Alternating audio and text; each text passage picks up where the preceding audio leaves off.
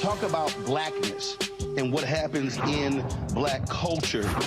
We're about covering these things that matter to us, speaking to our issues and concerns. This is a genuine people-powered movement. There's a lot of stuff that we're not getting. You get it, and you spread the word. We wish to plead our own cause.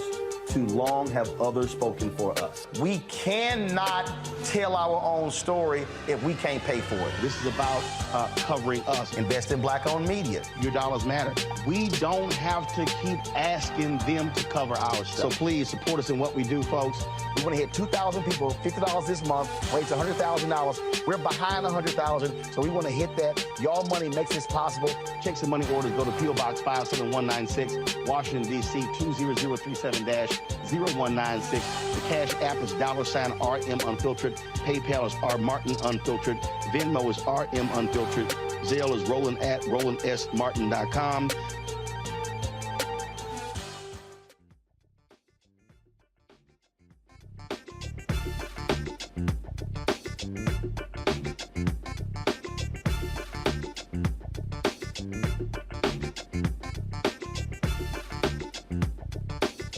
Today is Tuesday, December 20th, 2022. Coming up on Roland Martin Unfiltered, streaming live on the Black Star Network. The former Texas police officer convicted of manslaughter in the killing of Atatiana Jefferson is headed to prison for 11 years. We'll talk with the family attorney, Lee Merritt, about today's jury decision. A recent Nielsen study proves the lack of authentic representation directly impacts how black communities spend their money. I'll examine the relationship between authenticity, engagement, and the impact of inclusion beyond what's on screen with the Vice President of Solution Consulting with Nielsen Analytics. Homicide is a leading cause of death for children here in the United States and has increased on average by more than 4% each year for nearly a decade. The rate of all homicides for black children increased 4 times that in 2 years. We'll break down those numbers. More than 30 years ago, they were wrongfully convicted of raping a white woman in Central Park. Monday, they were honored with an entrance to the park named the Gate of the Exonerated. We'll tell you about the Exonerated Five. In tonight's Marketplace segment, 2 sisters took their love for spice and created a health-conscious business called Ginsation Ginger. Also, the documentary Fat Tuesdays talks about the role of Guy Torry and what he created at the famous Comedy Store in Los Angeles. But why is it in the documentary on the Comedy Store, Fat Tuesday was completely left out? We're going to talk about whiteout and how black people and our impact have saved white institutions we've never gotten just due. It's time to bring the funk on Roland Martin Unfiltered on the Black Star Network. Let's go. He's got it. Whatever the miss, he's on it. Whatever it is, he's got the scoop, the fact, the find. And when it breaks, he's right on time and it's rolling. Best believe he's knowing. Putting it down from sports to news to politics. With entertainment just for kicks, he's rolling. It's on go, roll, y'all. It's Roland Martin, yeah. Rolling with Roland now. He's funk, he's fresh, he's real, the best, you know he's Roland Martin now.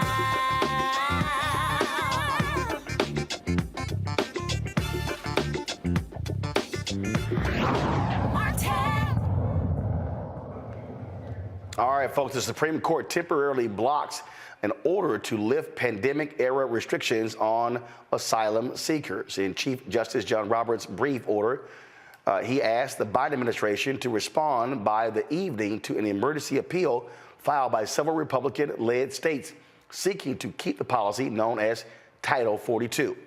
They want to keep that in place to slow an expected increase in migrant crossings. Roberts' move means the policy, which allows officials to swiftly expel migrants at the U.S. border, will stay in effect at least until the justices decide the emergency application. I'm going to talk about this now with my panel. Joining me right now, Michael Imhotep, host of the African History Network show. Also, Dr. Mustafa Santiago Ali. He, of course, a former senior advisor for environmental justice of the EPA. And joining us as well is Randy Bryant, diversity and inclusion strategist, speaker, trainer, and writer. Okay, glad to have all 3 of you here. So let's talk about this here. Mustafa, I want to start with you. You've got advocates who say Title 42 is wrong, that we should not have this, is what the Trump administration put forth. But you even got Democrats who are saying we have a border problem in this country. Your thoughts on this Supreme Court decision and how do we deal with this issue of illegal entries into the country? Well, you hit the major point is that, one, we have to make sure that we finally have real immigration reform. We haven't had it since 1986. And because folks on Capitol Hill have refused to actually address that systemic issue, then we have things like Title 42, which was put in place through the public health law, I believe it was 1944, that said that when you have, these types of pandemics and other types of things, you could use it to stop folks from being able to come into our country because you didn't want them to be able to spread the disease around. So we continue to place Band-Aids on the real issue at hand, which is true immigration reform. Now, I understand that we also, the president in 2021 actually moved forward and shared with folks on Capitol Hill his plan for immigration reform. But once again, folks refused to do what was necessary to address that issue. We understand also that folks use immigration as one of those voting sort of wedges, if you will. Especially Republican brothers and sisters love to use that to sort of rally up their base, to raise money, and a number of different dynamics that are going on. So this is, we do have a serious problem at the border, but if we're not willing to deal with the real root of the cause, then we're going to continue to kick the can down the road, and we're going to continue to have, these situations where we have massive amounts of people who are trying to come to a country where they can have a better life, just like folks did from Europe. Michael, again, what is the answer? Because you can either confront the problem, or you can keep kicking it down the can. You can keep watching Fox News and others make this a major, major issue, or you can actually deal with it. Is there a political will to actually confront the problem in America? Well, I don't think Republicans really are not serious about dealing with when it comes to immigration reform, and you're going to have, you probably have some Democrats who are really not serious about it as well. But there has to be real immigration reform. And when we look at something like Title 42, it's a complicated situation, and the reason why it's complicated is because you're going to have the resources in place, you're going to have the manpower in place to handle this influx of migrants that are just on the other side of the border. It's approximately 130,000, 135,000, something like that. So when you remove Title 42, you're going to have this influx coming in, and I guarantee you, the Biden administration does not want that playing 24 hours a day on Fox News as well. Now, what's important to understand, yes, it's a humanitarian issue, but also this deals with U.S. policy to Central American countries going back the last 50 years, in some cases the last 100 years. And the reason why I say that is because a lot of the conditions that people from Central American countries are fleeing from, U.S. policies help to shape those conditions as well. So you have chickens coming home to roost at the same time. Okay, so and the other thing that's really, I think, really important to understand, Roland, is really understanding the history of immigration laws in this country, and how these immigration laws were shaped to create largely a white country, going back to 1790, when you had the first Naturalization and Immigration Act of 1790. So this is a very complicated issue, and I know you're going to have Republicans saying, "Oh, they're taking our jobs." You got 10 million available jobs right now, okay? At the same time, and a 3.7% unemployment rate at the same time. So this is a complicated issue, but you're going to have the resources and manpower really put in place to handle this influx that's about to come here. The thing here, Randy, that is interesting whenever I had this conversation, I had some idiots out there who were saying, oh, Roland Martin was saying, we've got to allow these people in. Here's a fact that we have to confront, and that is America has never wanted to confront this issue. Big business benefits from illegal immigrants. Exactly. There are services. There are jobs and services that are being done right now that Americans do not want to do. Mm-hmm. That's a fact, Randy. It's a fact. Right. And so people are like, oh, we can't have this. Okay? If you want to shut it down, if you want to close the border, you better figure out how all these other things are going to get done without the cheap labor. Right. I don't see real immigration reform happening anytime soon, because too many people, one, like you were saying, benefit from us having people who are willing to do work that a lot of Americans are not willing to do. Our society is built, our capitalistic society is built on a working class folk that are in the fields picking our vegetables, or in the factories helping ensuring that we get our meats, that are in the wine industry, and that are pulling the grapes. We are dependent, and there are people who become extraordinarily wealthy because of these people. And so everyone's kind of wishy-washy when it comes to immigration laws. Also, if people are paying attention, it should not be something you have to look for. We apply immigration laws dependent on, honestly, the hue of the person. And so no one is solid about it. It's very interesting to me how at some points people are, humans, and we want to save people, and we recognize the crises in countries depending on the hue of those people. And so it's going to be difficult to get immigration policies in place because no one has a firm stance on it, because it works for the very people who say that they're against us letting people in. See, I get a kick out of the folks who don't want to own up to what is really happening in our society on this issue. Mm-hmm. And Mustafa, and we can go a number of industries, not just oranges and lettuce, not just the crops in Florida, California, Texas, and other places. We're also talking about customer service sector jobs. Right. We're already talking about right now, Mustafa, how that industry has folks who aren't even applying for jobs. So, again, I would love for all of these people who are like, close the border. Okay, gotcha. You're going to have to confront what Americans are not doing. And how do you still have a functioning society if you don't have people doing those jobs? Nobody, then people say, well, pay higher wages. Absolutely agree.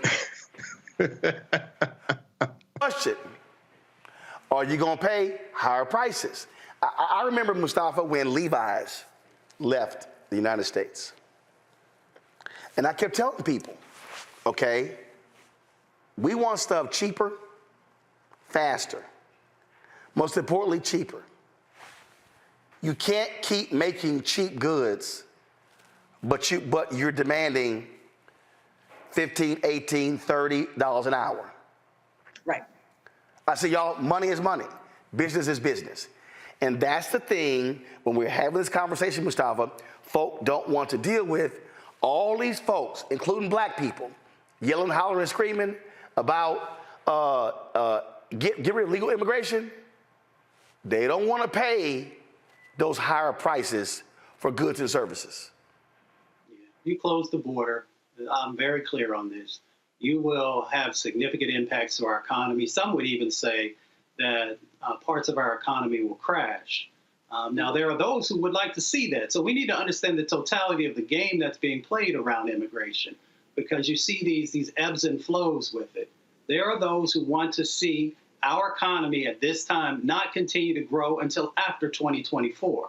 I don't even need to call out who those individuals are. Most folks have enough brain power to understand that. The other side of this dynamic is that we utilize our visas in some really interesting ways. So for those of us who followed what was going on during COVID-19, and we talked a little bit about the agricultural sector, even though we had shut the border in many instances, we still had folks who were coming in who were working in some of those various things that we mentioned earlier. Then you looked at some of the things that were going on in the meat plants as well. And many folks will remember the stories about a number of immigrants who were working in those meat plants who were getting sick and didn't have any rights. So folks also play on this immigration game by making sure that folks don't have the rights to be able to fully navigate our system. So for our folks, I understand that we want to make sure that we have economic opportunities, but the reality is that many of those jobs, as we've said before, are not the ones that many of our folks are actually interested in. And we should also make sure that we're raising salaries for everyone. But as you said, Roland, making sure that we understand how that plays out in higher costs and a number of other dynamics that will hit, sort of the pocketbook issues that we all deal with. And look, Michael, the thing here is here. America loves cheap products. We love it. And we got to own up to, jack up your expenses, products going up. You gonna love them then? Yeah, a lot of this deals with the fact that a lot of people don't understand basic business, basic economics, don't understand how this works. First of all, for all the people who want to stop undocumented immigrants coming here, all the people who say ship them back, shut down the borders, things like this. First of all, they ain't gonna ship back 11 million undocumented immigrants. That's not gonna happen in this lifetime or the next time. Secondly, the way you can help stop undocumented immigrants coming here is to stop eating food that you did not grow yourself. That's what you can do to help stop that. Stop eating food that you did not grow yourself. Now, most people are not willing to make the sacrifice to do that because about 90% of the food that you eat, if not more, at some point, an undocumented hand touched that to deliver it to your mouth, to your plate. And then the other thing that we have to understand is the term undocumented is a tricky term. The reason why is because about 40% of people who are classified as undocumented came here legally and overstayed their visas. So visa overstays contribute a lot to this as well. It's like if you have a legal driver's license and then your birthday comes and it expires and you keep driving, you're driving on an expired license. Well, it's not like it's not like you started driving illegally at first. It just has to be renewed. So about 40% of people who get classified as undocumented are visa overstays as well. So this is why it takes a lot of education to really understand the problem before we can fix the problem also. But this is, a lot of people, unfortunately, a lot of Americans don't even understand how the economy works. And Randy, we talk about those visas. There's a lot of companies, a lot of industries that rely on those work visas for people, especially in technical areas, to work in these companies. That's exactly what I was thinking. Particularly the tech industry is absolutely dependent on us having immigrants that come and support these companies. But they also have the money. They also have the money to ensure that these visas don't necessarily become expired. And so it also depends on how we want to use people. I mean, if we're being very honest, to me, immigration reform is about the selfishness of us as a people. We don't want to give up anything. We do appreciate the value that people bring to our country, and yet at the same time, we don't want them to fully be Americans.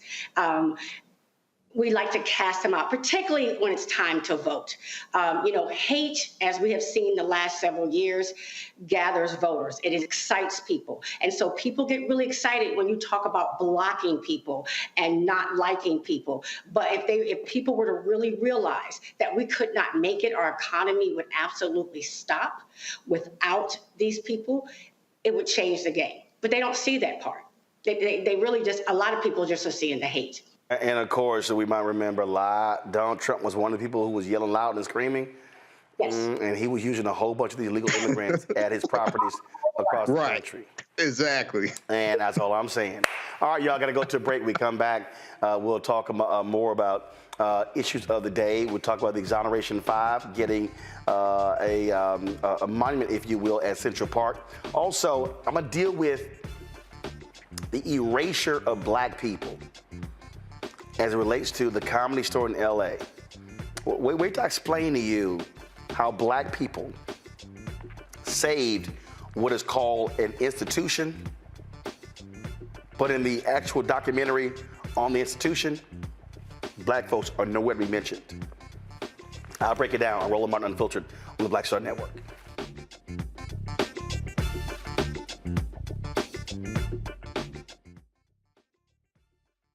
I'm Deborah Owens, America's Wealth Coach, and my new show, Get Wealthy, focuses on the things that your financial advisor and bank isn't telling you, but you absolutely need to know.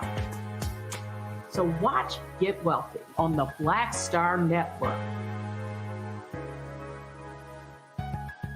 Hi, Hi, I'm Dr. Jackie Hood Martin, and I have a question for you. Ever feel as if your life is teetering and the weight and pressure of the world is consistently on your shoulders? Well, let me tell you, living a balanced life isn't easy. Join me each Tuesday on Black Star Network for a Balanced Life with Dr. Jackie. We'll laugh together, cry together, pull ourselves together, and cheer each other on. So join me for new shows each Tuesday on Black Star Network, A Balanced Life with Dr. Jackie.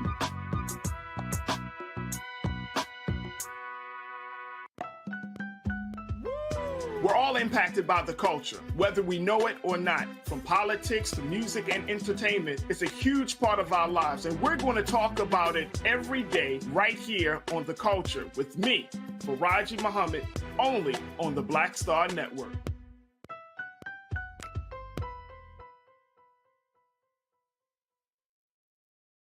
Pull up a chair, take your seat. The Black Tape with me, Dr. Greg Carr, here on the Black Star Network. Every week, we'll take a deeper dive into the world we're living in. Join the conversation only on the Black Star Network.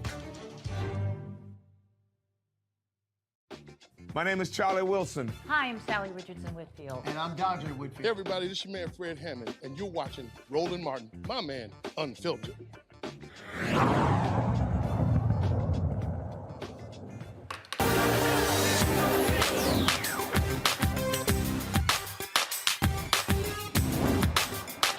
Been frozen out. Facing an extinction level event. We don't fight this fight right now. You're not going to have black on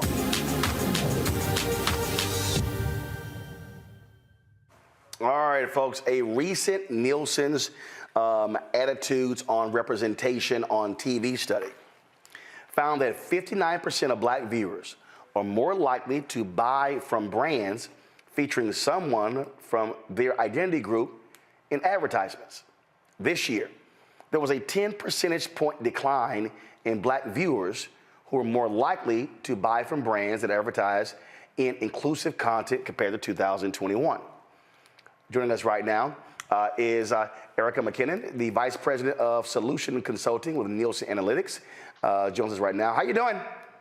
I'm well, Roland. How are you? All right, so let's unpack this. First off, Nielsen every year has done a study on black viewing habits. And black people, it ain't even close, watch more TV than anybody else.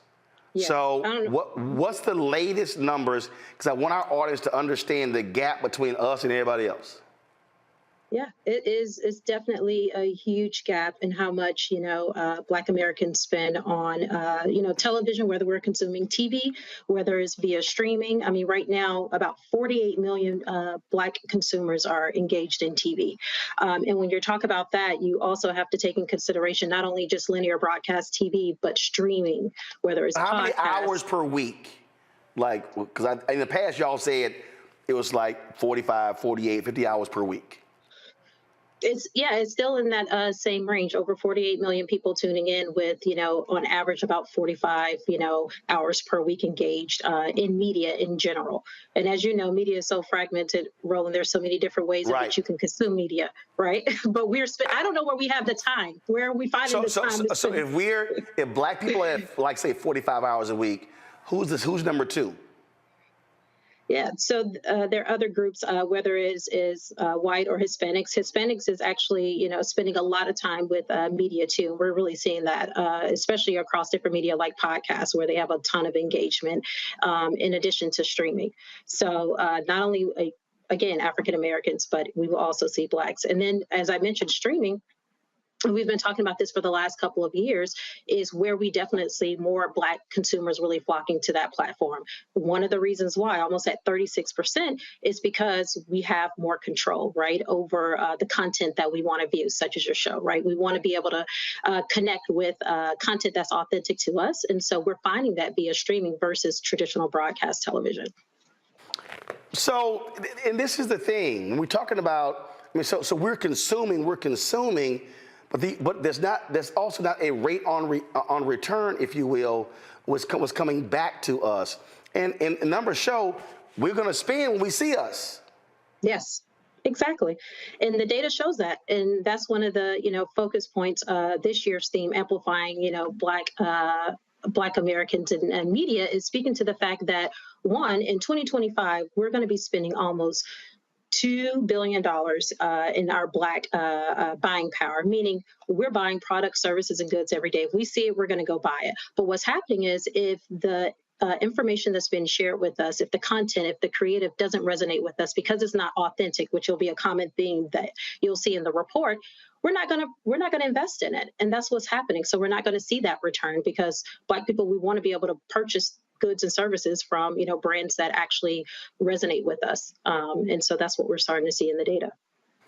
And so, if the numbers are showing that we want to see us, are the companies listening? Mm-hmm. Yep, they're taking heed, to the fact, and especially with the more data that we're showing them and saying, hey, you guys have been pandering for the past couple of years, right? You say you want to be connected to the Black consumer, so you put us in, different advertisement or put us in content, but let's take a step back and really talk about who's creating that content. Is it a Black content creator? Are the people sitting at the table creating that content, do they look like us? And it goes back to that theme of authenticity. So, over the last couple of years, we've seen, brands really try to, connect with us, and they've had some missed opportunities. They've fallen flat, and because of that, they're now taking heed, saying, okay, we need to do a better job at connecting with Black consumers and making sure that that content actually resonates with them, and that is not just, oh, well, we have our diverse slate, right? We have our diverse talent, or we have this diverse creative, so therefore we're, reaching a diverse slate. That's not the case. We want to make sure that that content is authentic. So brands are really definitely taking notice of that, and really going back to the drawing board and making sure people that look like us are making those informed decisions on what that creative should look like. Questions for my panel. Randy, you're first.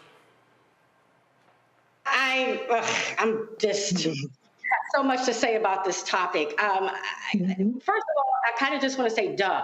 I mean, it seems as if that would be something that people would understand, that everyone wants to be represented.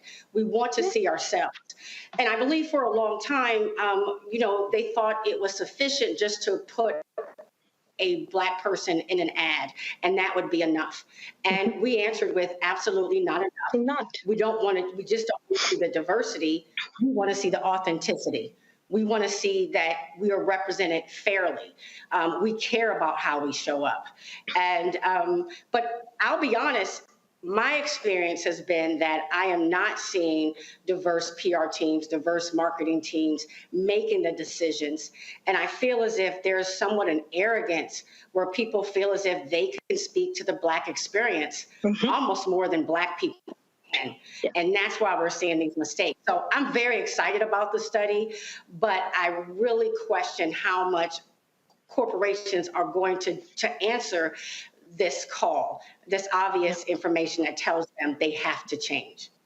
Yeah, it's so true, Randy. And I mean, you hit the nail on the head. And one of the things that we really talk about is that presence is not the same as authentic representation, right? It's not the same. And by having this data and really, with Nielsen putting out this data to the market and hoping that brands will actually look at this and say, look, these are huge missed opportunities. Black people are going to stop buying these products because it's not authentic. I'm not going to buy something from, a brand where I'm like, that was a huge miss. That doesn't resonate with me. And so I'm really hoping if we as Black people really take a stance and say, you know what, that was a miss. You won't get my money. You won't get my dollars. I know we're spending billions of dollars in products and services each year, but we're not going to do it any longer. Brands will definitely start to take more notice then. Yeah, well, we're taking a stand just by the fact that we're leaving.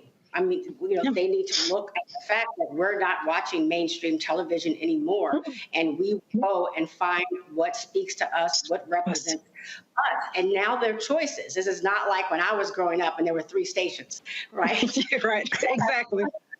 People have choices and they're leaving. And so, I have found that the greatest way people make change is the bottom line. That money does talk.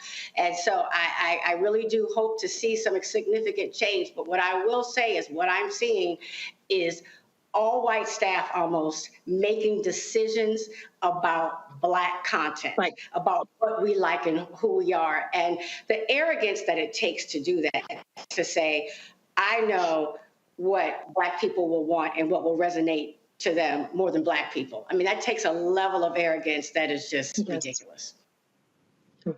Definitely makes my blood boil a little bit too. And that's one of the reasons I'm so happy that, Nielsen, now we have the tools. And one of the things that we talk about a lot throughout the report too, is we have the tools and research now to go behind the scenes. So for so many years, we've always focused on, okay, people's perceptions and consumption of media, but we got to take a step back and go behind the scenes. And to your point, not only understanding like, okay, we see the diverse, content creators, but let's get behind the scenes and who's the producers, who's the screenwriters, who are the people that's really working behind the scenes. And then on the flip side of that, when it comes to advertising and marketing, who are the people sitting in the boardroom making those decisions? Who's creating the content? Right. And like I said earlier, if someone in the room is making content for me, but no one in the room looks like me, I have a problem with that. Because how are you going to speak to, what you think I'm going to be engaged in? And so if you don't have that person in the boardroom, you need to go find the person. Well, what I want to see is these companies stop trying to now go hire Black content creators and deal with, but why you not spending money on advertising on Black-owned media? And so the new game is, oh, no, we've hired the Black firms to go make the ads. Yeah, no. But we also want to be on the other end of seeing the ads on Black-owned media. Michael, go ahead.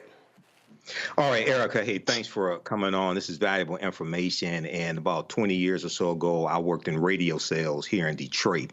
And Arbitron was what determined like our rates, which determined revenue. When it comes to AC Nielsen ratings for TV shows, African Americans have never really been taught how all of this works. Okay, what determines the ratings of a Black TV show, which keeps it on the air? I remember years ago on the Tom Joyner morning show, Tom Joyner partnered with AC Nielsen to get more African Americans as the surveyors or the testers to watch TV to determine the ratings. So can you explain to us how TV ratings actually work? Okay, what determines, if I sit and watch a show on NBC, does me watching that show calculating to the ratings? How do TV ratings actually work? Yeah, well, I'm not a ratings expert. I'm a survey expert, media analyst expert, but I will tell you just across the board with all ratings, basically, if you are tuning into that show on linear television, you will be counted as a viewer, depending on how much time that you're spending with that show, right, across different platforms. So by way of technology, we are collecting how long you watch, which show you were watching, how long you were actually engaged in the different platforms. And that information comes back to, obviously, Nielsen to kind of, look at that information by market level, by ethnicity. And so we are also looking at it by age and gender as well. And that's across all platforms, not just TV, but even with, radio and digital, really being able to understand who's engaged with the media, how long they're spending with the media, and just, even further consumption habits as well. But you're absolutely right. I think it starts with educating people on how it really works and how we really understand what they're engaged in. Tafa? Okay, thank you. Erica, thank you so much. I actually was one of those Nielsen raters a number of years ago. It's interesting. I want to go back to the conversation around infrastructure because I think it's critically important. I'm curious about, we saw the statistics around streaming and how people are moving to digital sort of platforms and formats. We have the Black Star Network here. How do we take the information that you all are capturing and really engage with decision makers around better supporting our own platforms and our own infrastructure to make sure that we have that content, and so we have sort of a circular type of a paradigm in place so the dollars move into our system and stay in our system? Absolutely. That's a great question. And really, it starts here with the data. Like I said, I'm passionate about making sure that I speak to Black-owned media owners and have been for the last couple of years of taking this information and insights to marketers and agencies, really speaking to the fact of, one, of who your consumers are, who your audience is. And it starts with knowing who your audience is, right? How many people are tuning in and viewing and what they look like in their demographic makeup, and talking about the importance of that viewer, their household income, how much money that they're actually spending in fueling the marketplace. As I mentioned earlier, when I talk about the Black buying power and how we spend so much on different products, services, and goods each year, that number should be shared with every advertiser, because at the end of the day, we are the groups that are spending the money on their products and services. So why not advertise, and why not make sure that we're getting our fair share of the dollars on our, own networks. And so I think it starts there, is really taking these insights and really sharing that we're the ones fueling the economy. We're driving, we're putting dollars back into the economy. We're driving all the, new recent sales and products and services. Data shows that, almost 59%, again, of Black viewers are more likely to buy from brands that share someone who had their same identity. And it goes for Black media owners, right? Like, I'm going to tune into this show because I know I'm going to get, not only is it authentic, but I'm also going to get, truth. And I have that level of engagement with, the talent. And so these are the things that are important, but definitely take these insights back to, your marketers and particularly even agencies. I think a lot of it has to do with education. We have to spend more time, I know, than we want, but just educating marketers on why it's important, that they understand our buying power and our level of engagement. As Roland said earlier, I mean, we're spending 48 million people are tuning into TV every day. We're spending hours on hours of engagement across media in general. And so, I mean, we're being bombarded with advertising every day. And that advertising obviously works because our purchase intent is high. We're spending. So, I definitely say take, these insights and share with your, marketers and key stakeholders. But the reality is, what you laid out is we know what we watch, but then those same agencies go, oh, but you're not brand safe. And so then all of a sudden they want to run, and then they come up with all these other different high impression marks you have to hit that you can never hit. And so trust me, look, I've experienced this whole game the last 4 years with this show and Black Star Network. And even when we hit the numbers, then they create a whole different category that you can never reach. And so I know people who are small than us can't reach them. It's all about not trying to get the dollars to us. That's what it boils down to. And we keep seeing it over and over and over again. And I keep saying it, these are largely white ad firms. And what I keep telling these companies is, you need to learn how to tell your ad agencies, it's actually our money, it's not yours. And this is also part of the problem. So I would love to see Nielsen break down something on the lack of ad dollars going to Black-owned media from these very same agencies in these Fortune 500 companies. So, Erica, we appreciate it. Thanks a lot. Thank you. We appreciate it. All right, folks, we come back. We're going to talk the case of the former cop in Fort Worth who was convicted of killing Atatiana Jefferson. How long will he spend in prison? We'll find out. We'll also talk with the family attorney. And Black folks being erased from history. I'm going to tell you about the Comedy Store and the tale of 2 documentaries, one done by Black people, one done by white people, and how we were totally ignored as if we didn't exist. But we actually saved the Comedy Store and why it's even still open. Wait till I give you the whole deconstruction on this right here on Roland Martin Unfiltered on the Black Star Network. If you're watching, of course, hit the like button on YouTube, Facebook, Twitch, on Instagram. Also, download the Black Star Network app, Apple phone, Android phone, Apple TV, Android TV, Roku, Amazon Fire TV, Xbox One, Samsung Smart TV. Of course, support our Bring the Funk fan club. Send your check and money orders to P.O. Box 57196, Washington, D.C. 20037-0196. Cash App $RM Unfiltered. PayPal's R Martin Unfiltered. Venmo is RM Unfiltered. Zelle is Roland at RolandSMartin.com. Roland at RolandMartinUnfiltered.com. And get a copy of my book, White Fear, How the Browning of America is Making White Folks Lose Their Minds. Available at all these platforms. And, of course, download from Audible as well. I'll be right back.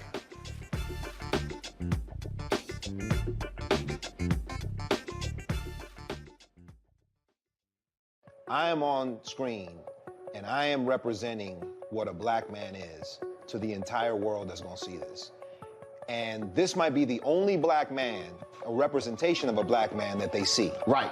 So I am responsible. Right. For how they see Black men.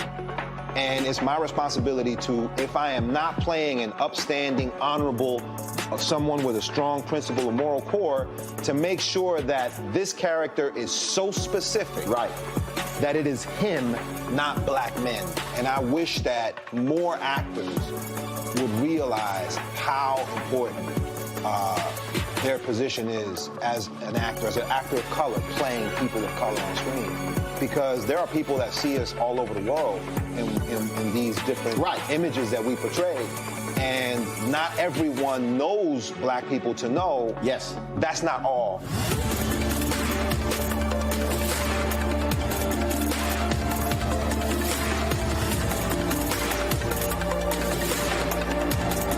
Deborah Owens, America's Wealth Coach, and my new show, Get Wealthy, focuses on the things that your financial advisor and bank isn't telling you, but you absolutely need to know. So watch Get Wealthy on the Black Star Network.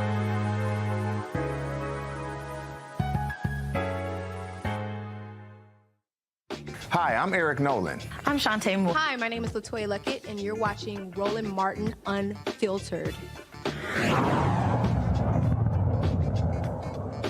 All right, folks, welcome back to Roland Martin Unfiltered, right here on the Black Star Network. And again, if you are watching, y'all, hit the button, okay? Hit the button. That's all you got to do. Hit the like button, okay? That impacts in terms of the algorithm, what folks are seeing. So we want you to actually hit that button. And so we're driving our numbers up. We should be doing 1,000 likes every single hour. And so you shouldn't have to take me as begging you to hit the like button for us to go there. We should be ending the second hour with 2,000 likes as well. Let's talk about black homicides, folks. And that is, a new study says homicide is first of all, is a leading cause of death for children in the United States. The overall rate has increased on average of 4.3% each year for nearly a decade. The rate of homicides in black children increased 16.6% from 2018 to 2020. Black and Hispanic children have been victims of a steady increase in homicides since 2012 and 2014. From 1999 to 2020, 38,362 children were homicide victims, folks, in this country. The researchers found that overall homicide rates increased the most for boys, rising 16.1% between 2018 and 2020. The JAMA pediatric study also found that black boys were killed more than any other group, with firearms as the most common weapon used in these deaths.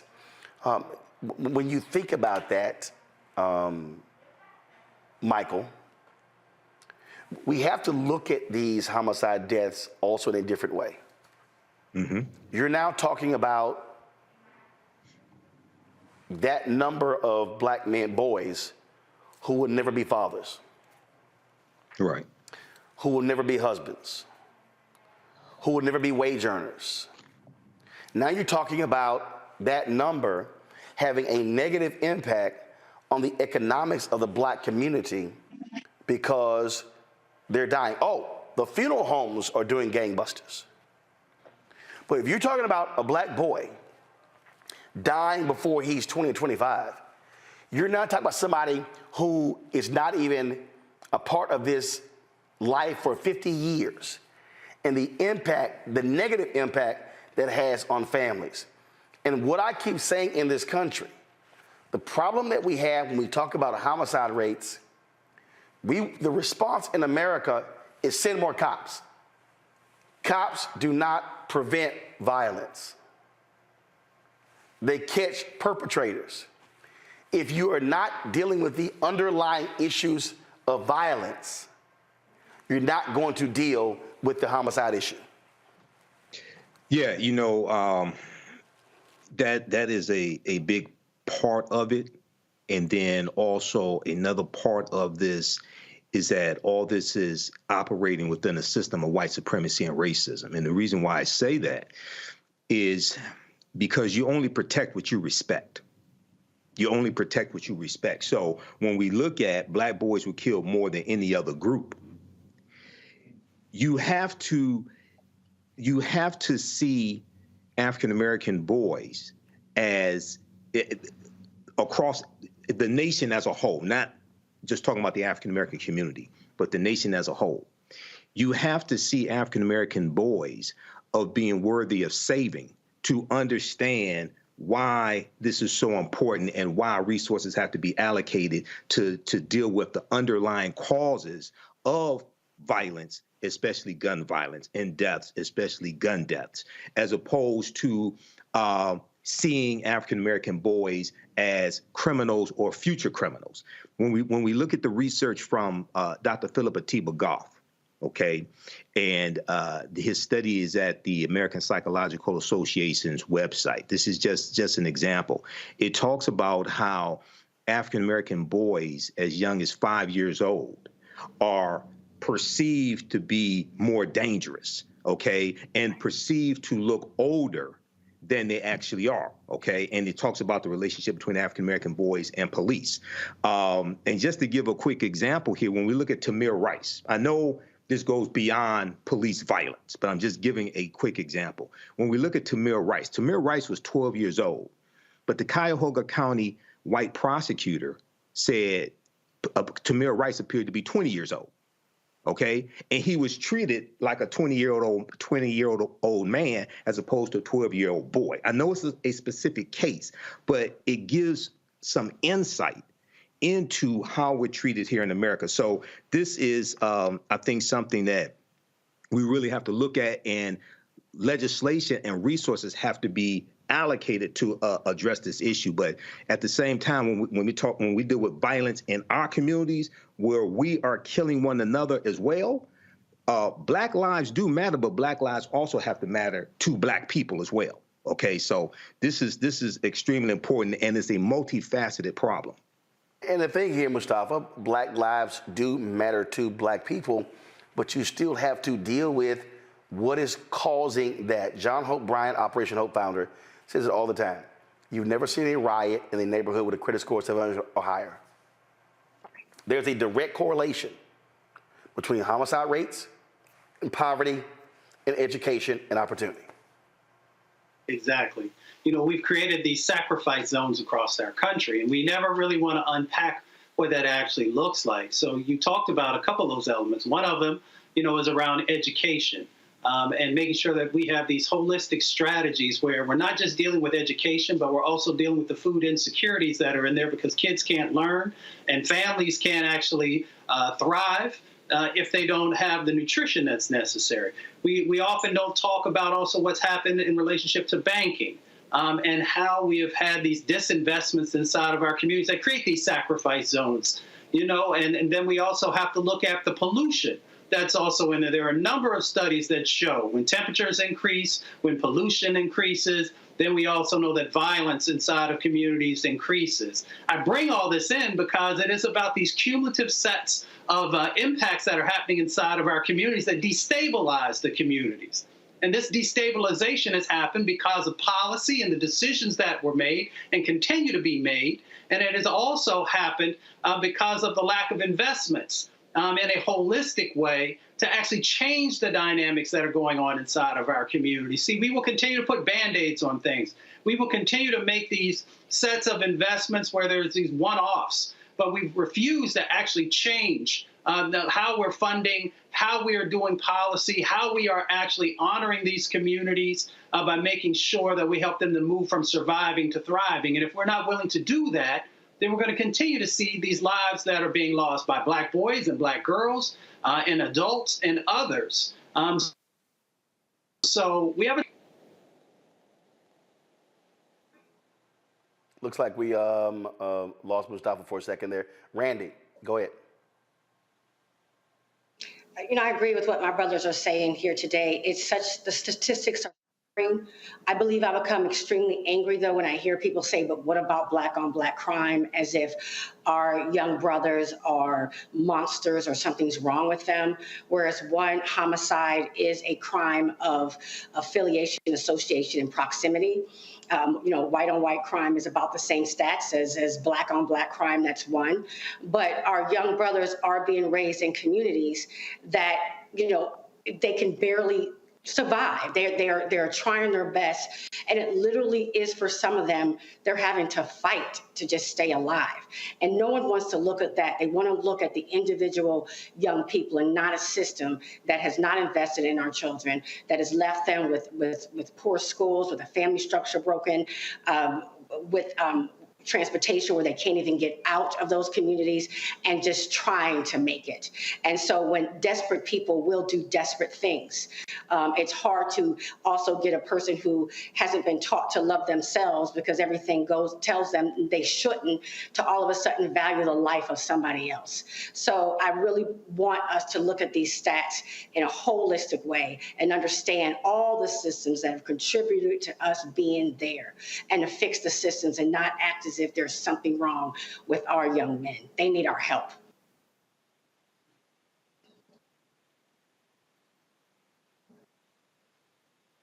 You're muted, Roland. We come back, we're going to talk the sentencing of the former cop who killed Atatiana Jefferson. The jury has made their decision. We'll tell you about that next, right here on Roland Martin Unfiltered on the Black Star Network. Back in a moment.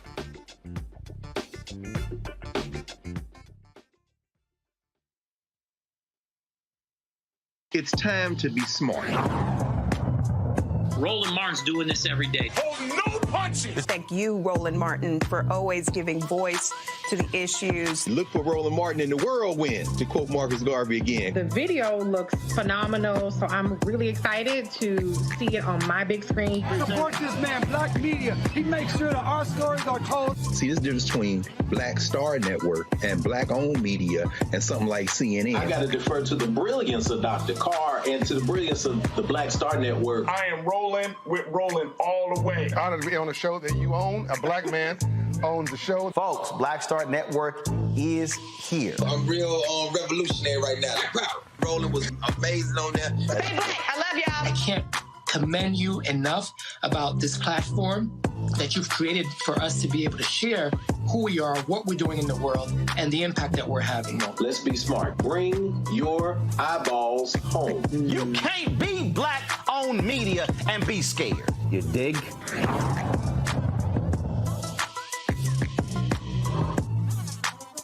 Folks, Black Star Network is here. Oh, no punches! I'm real revolutionary right now.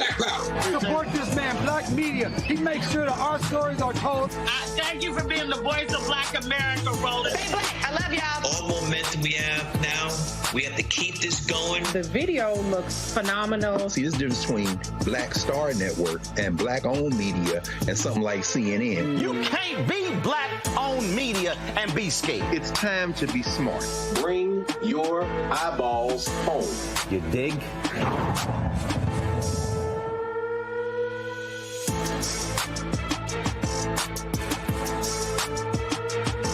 What's up, y'all? I'm Will Packer. Hello, I'm Bishop TDJ. What up, Lana Well, and you are watching Roland Martin Unfiltered.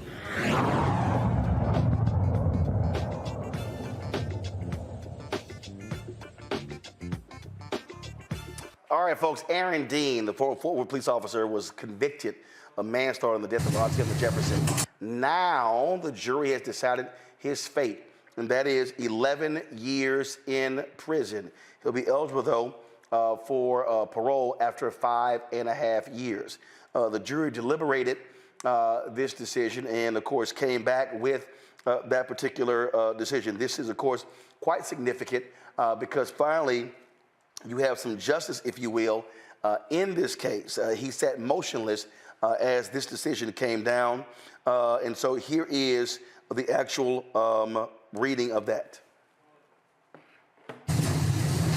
Good afternoon. Juror number one, it's my understanding the jury has reached a verdict. Is that correct? Correct. Is it a unanimous verdict? Yes, Your Honor. Okay. Hand it, please, to Deputy Nicholson. Mr. Dean. Verdict reads, we, the jury, having found the defendant Aaron York Dean guilty beyond a reasonable doubt of the offense of manslaughter, assess his punishment at confinement in the Texas Department of Criminal Justice for 11 years, 10 months, 12 days. They do not assess a fine, and it is signed by the presiding juror. You may be seated. Thank you very much.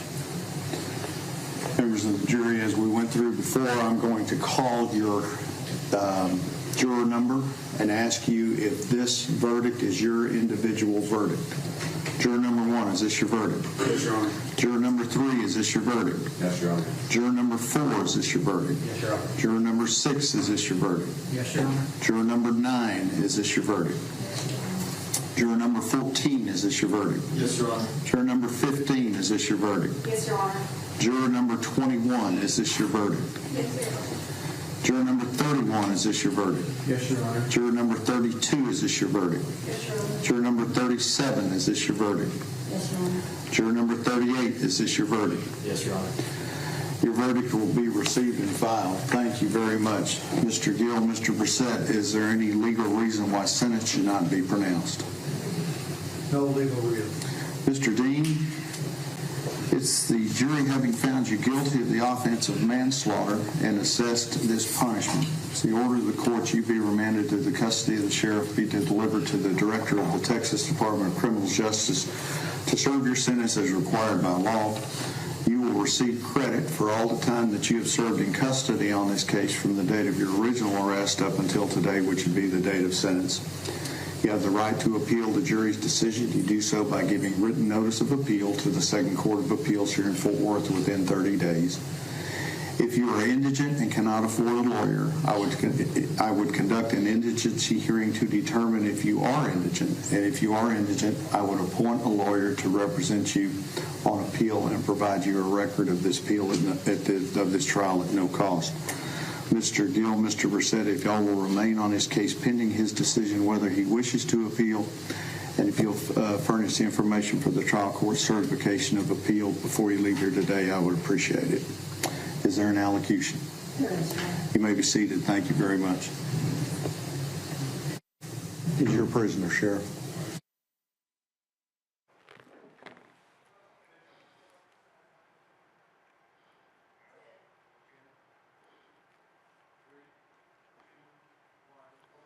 Now, before he was taken away, Ashley Carr got a chance to speak to the man who killed his sister.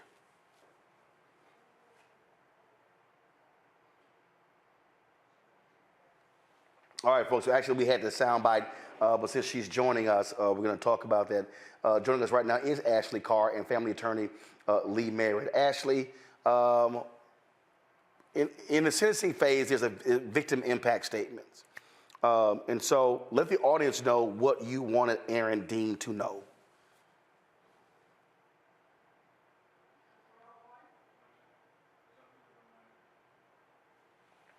I think you're muted.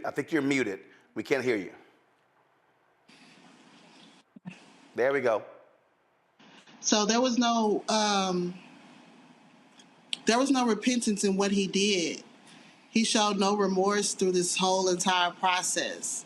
If it was such an accident, why didn't you render aid? Why wasn't that given to my sister? It just showed that he looked at her as not being human and actually came in here gun charged and ready to kill. And of course, we also saw here where his own partner testified that he didn't even, he claims he saw a gun, but he didn't shout that he saw a gun. Her life potentially was in danger. Everyone's life was in danger because of him. There was no protocol followed the whole entire thing. We saw that throughout the case. And it was just more and more apparent how reckless he truly was. Lee, what was crazy to me, even with all this testimony, even with all the chief saying he broke all protocols, having his own partner testify against him, this jury still refused to convict him of murder. That's right. And this is the only conviction of a police officer that we've seen in the history of Tarrant County for involving an officer who was on duty to kill a black person, a white person, anybody. There's just no real history or precedent for officers being convicted of crimes in this region. But yeah, the evidence, of course, was overwhelming. And it was important that the prosecutor got Aaron Dean to say from the stand, you know, when I pointed my gun at the person I believed to be on the other side of that window and pulled the trigger, my intention was to kill them. That's the intentionality that should have got us a murder conviction. But I believe in the sentencing, when the jurors here, I actually gave him more time than, for example, Amber Geiger got for the murder of Botham Jean. What the jury was telling us is that they didn't buy his story and they want to see him serve serious time. And there's so many of these cases, these cops, they sit up there and they talk about, oh, my life was in danger. Totally contradicted by his own partner. Mm-hmm. That's right. We're sitting here now in the home of Yolanda Carr. That is Atatiana Jefferson's mother, Ashley's mother.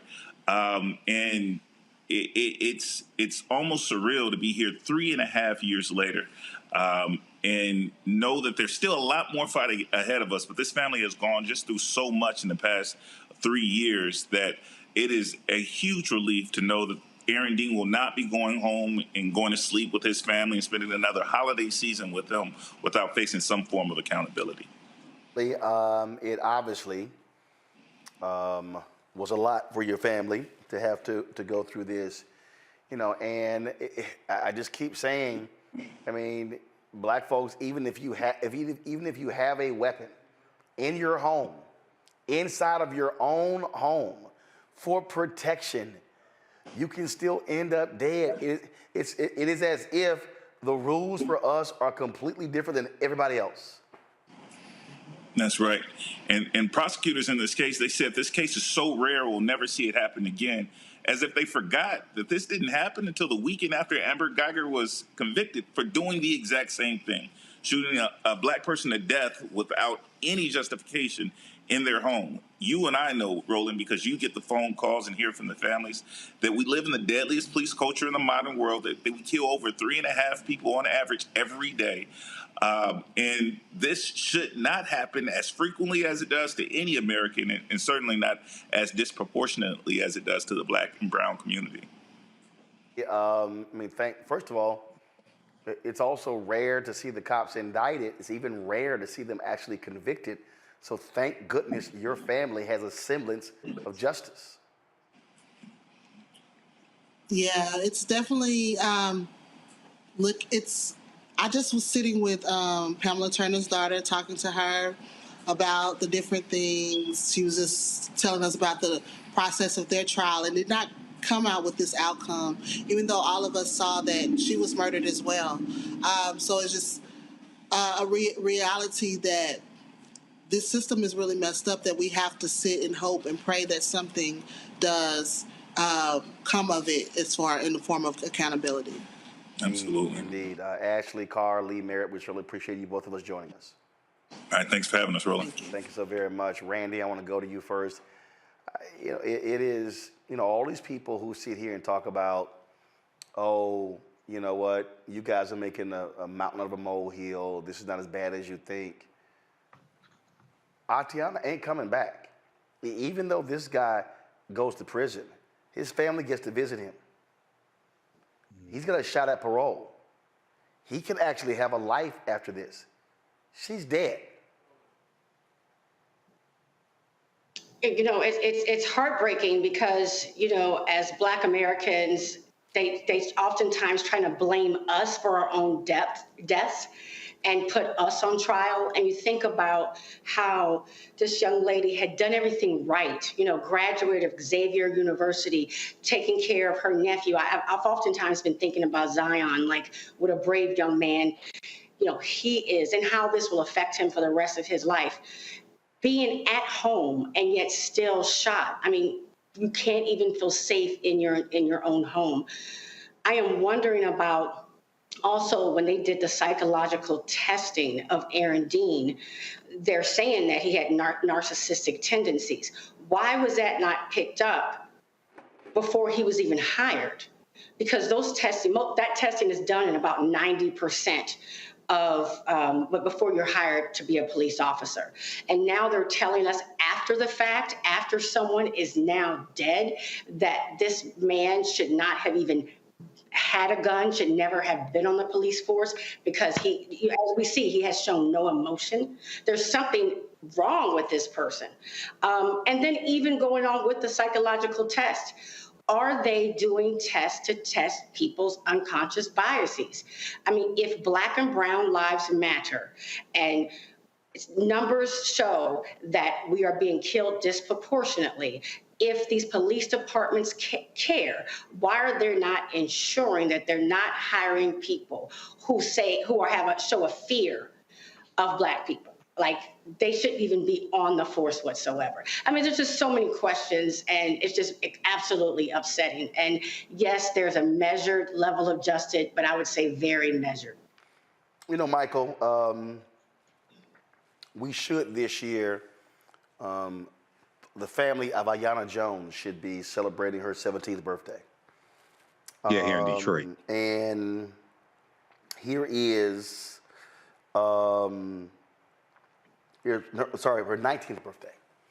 Here's a young lady, gun discharges, hits her in the neck, she dies. Officer, first mistrial, second mistrial, judge in the second mistrial, judge dismisses the involuntary manslaughter. A second mistrial, then the prosecutors choose not to try him again. This cop gets off. A 7-year-old black girl in Detroit, killed. Right. Nobody held accountable. She's dead. He's free. Yeah, you know, Ayanna Jones was a real tragedy here in Detroit. I was on the Carl Nelson radio show talking about the developments in that case. I can't remember whether it was the first trial or second trial that Carl had me on the show talking about it.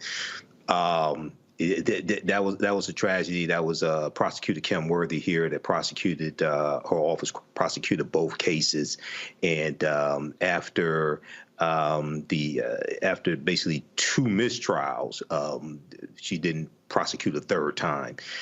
So when we look here at Atatiana Jefferson, I talked about this. I talked about the conviction Sunday night on the African History Network show. And, you know, you look at some of the details here, the case is very disturbing because Officer Dean admitted he did not announce himself as a police officer. Also, he did not tell his partner that he saw a gun either, you know, and then to read that there was a psychologist during the trial who said that Officer Dean had a narcissistic personality style. Okay, psychologist Kyle Clayton said this about Dean, and it said that it makes him more likely to engage in behaviors that could put himself and others at risk. So even though Dean's defense attorneys said that he passed a psychological evaluation of the Fort Worth, Texas police officer that Fort Worth, Texas police officers have to go through, you have to wonder then why wasn't that caught? What has to be improved in that psychological evaluation to screen out police officers? What has to be improved to keep something like this from happening again? So this is still, even though he's convicted 11 years, this is still a tragedy all the way around. This sister wanted to be a doctor, okay? And she'll never get to fulfill her dreams.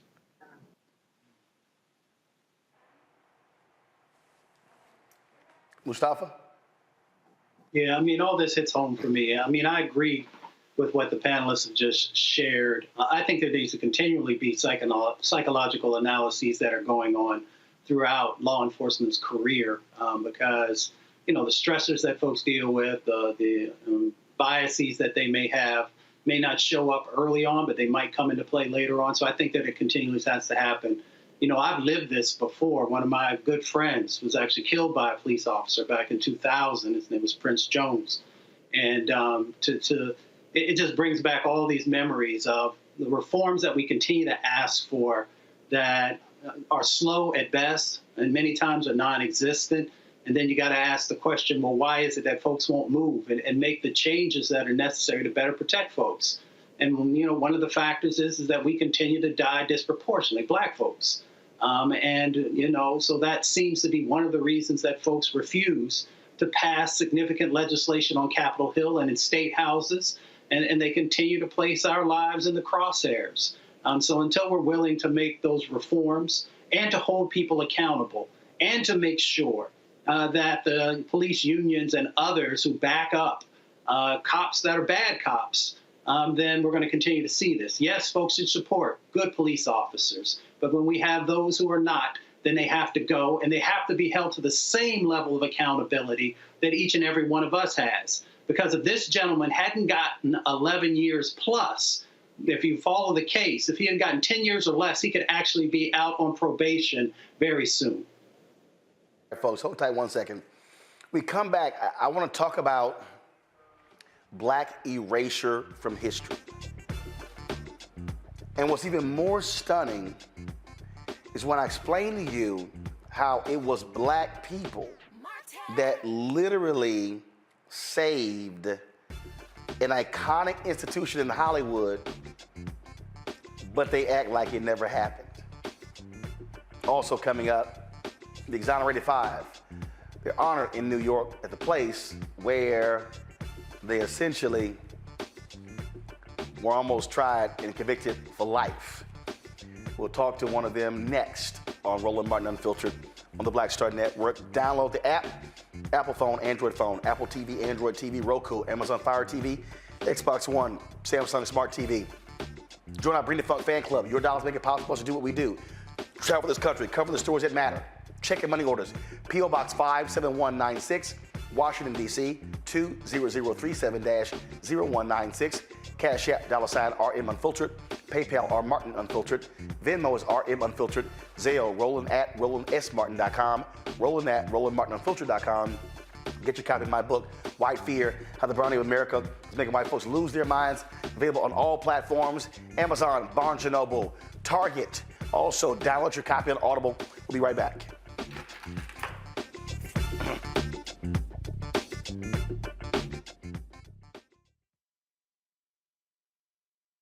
Hi, I'm Dr. Jackie Hood Martin, and I have a question for you. Ever feel as if your life is teetering and the weight and pressure of the world is consistently on your shoulders? Well, let me tell you, living a balanced life isn't easy. Join me each Tuesday on Black Star Network for a Balanced Life with Dr. Jackie.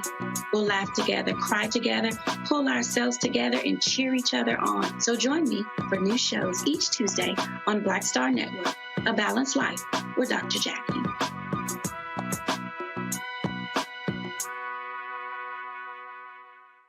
When you talk about blackness and what happens in black culture, we're about covering these things that matter to us, speaking to our issues and concerns. This is a genuine people-powered movement. There's a lot of stuff that we're not getting. You get it, and you spread the word. We wish to plead our own cause. Too long have others spoken for us. We cannot tell our own story if we can't pay for it. This is about covering us. Invest in black-owned media. Your dollars matter. We don't have to keep asking them to cover our stuff. So please support us in what we do, folks. We want to hit 2,000 people, $50 this month, raise $100,000. We're behind $100,000, so we want to hit that. Y'all money makes this possible. Check some money orders. Go to P.O. Box 57196, Washington, D.C. 20037-0196. The Cash App is $RM Unfiltered. PayPal is R Martin Unfiltered. Venmo is RM Unfiltered. Zelle is Roland at RolandSMartin.com. Hello, everyone. It's Kiara Sheard. Hey, I'm Taj. I'm Coco. And I'm Lily. And we're SWV. What's up, y'all? It's Ryan Destiny, and you're watching Roland Martin Unfiltered.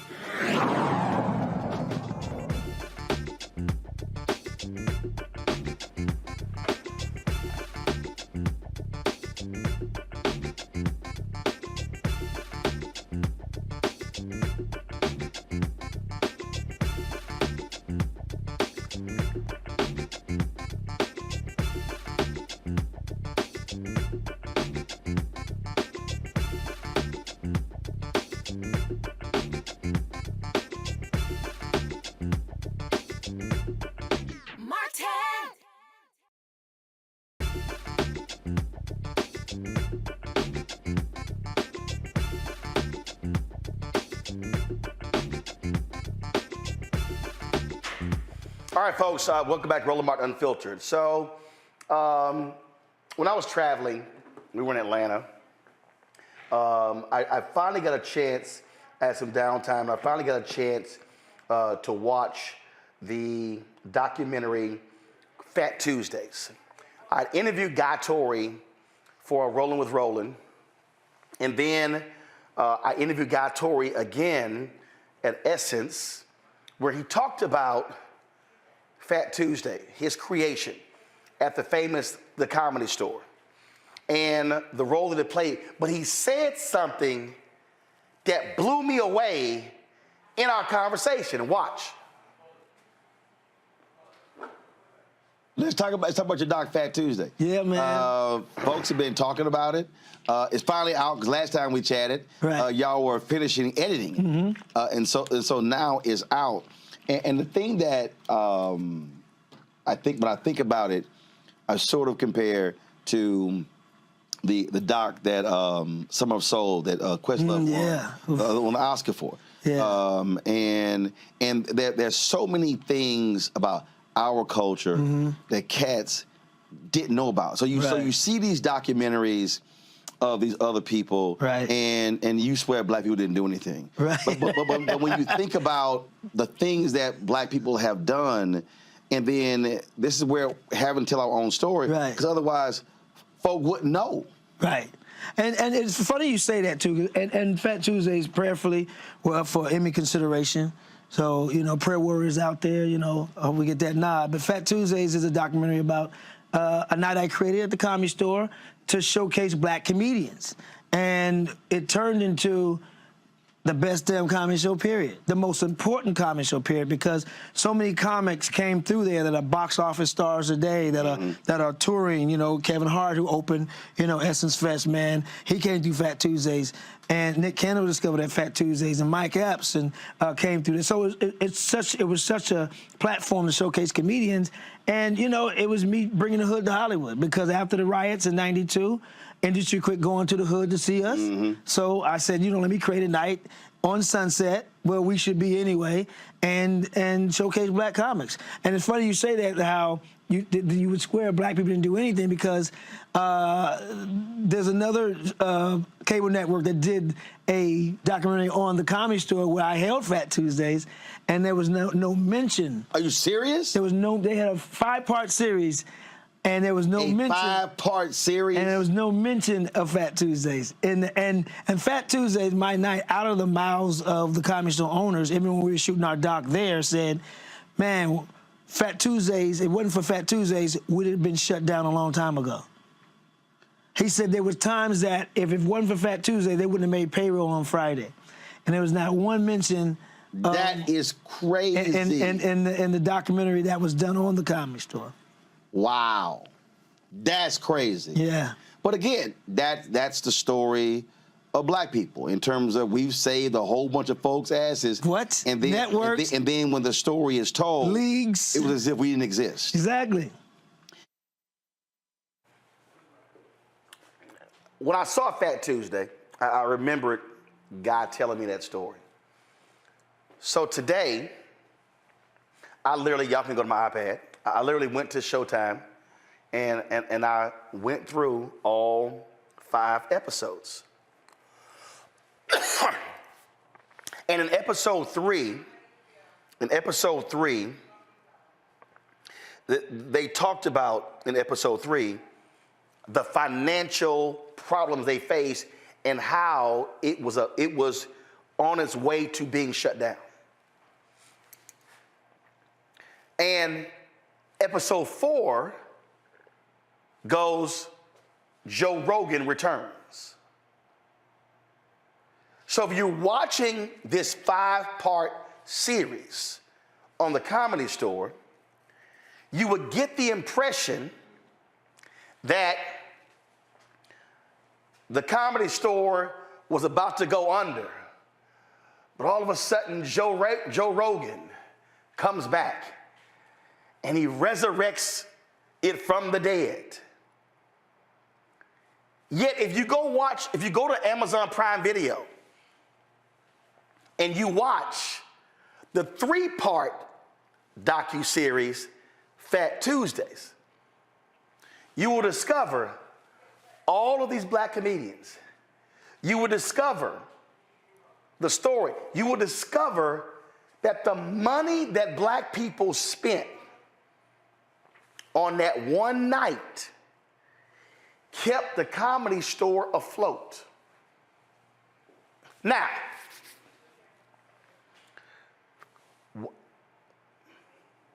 why does this matter? Because for the purpose of history,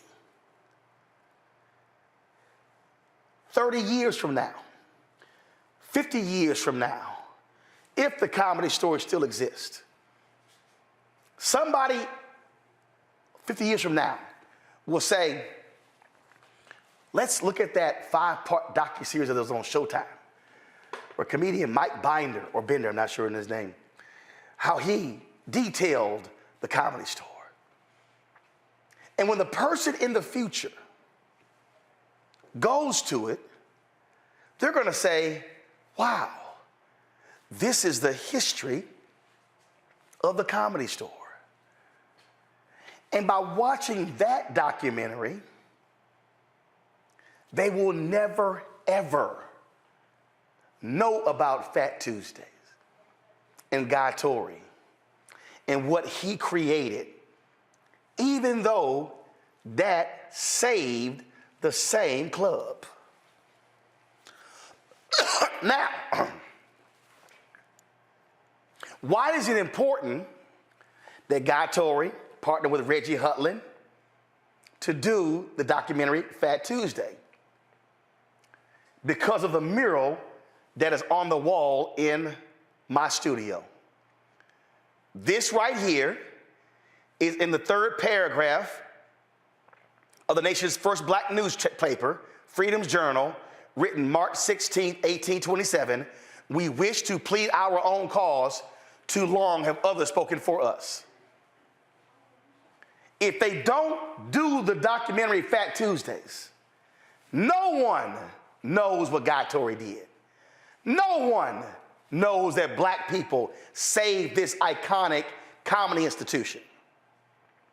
Shame on Mike Binder or Bender and the folks at Showtime for not including Fat Tuesdays. Now, it's great, it's important that Fat Tuesdays has its own docuseries. That story should be told by itself. But it is still shameful that it was completely erased from the 5-part Showtime series. In fact, y'all, nearly every comedian that's in Fat Tuesdays who's black wasn't even in the Showtime doc. Here you have, and see, I know somebody watching me right now, and they saying, okay, Roland, I mean, why are you talking about this? What's the big deal? Because it's the latest example of how we as black people take our money, save white institutions, and never get the credit. It's a perfect example of how we create something and somebody else benefits from our talent. They stay rich. We gotta go elsewhere. See, we can go in the annals of history. When you are watching the NFL on Fox, do y'all know how that happened? The NFL on Fox does not happen if rock didn't exist, if In Living Color didn't exist, if South Central didn't exist. Black eyeballs built Fox. Y'all, there were 3 national networks: ABC, NBC, and CBS. Fox launches. What's the first thing Fox do? Let's go find some black people. Y'all, I had the woman from Nielsen on a little bit earlier. I need y'all to understand that when it comes to television and media, black eyeballs follow the content. Black eyeballs build institutions. Elon Musk is acting a fool right now with Twitter. If black Twitter said, we out, and we going en masse to black-owned fan base, the remaining advertisers of Twitter would say bye-bye. I'm trying to get y'all to understand that black people are the trendsetters in America. Black people, we actually create the culture, define the culture. Everybody wants to be us.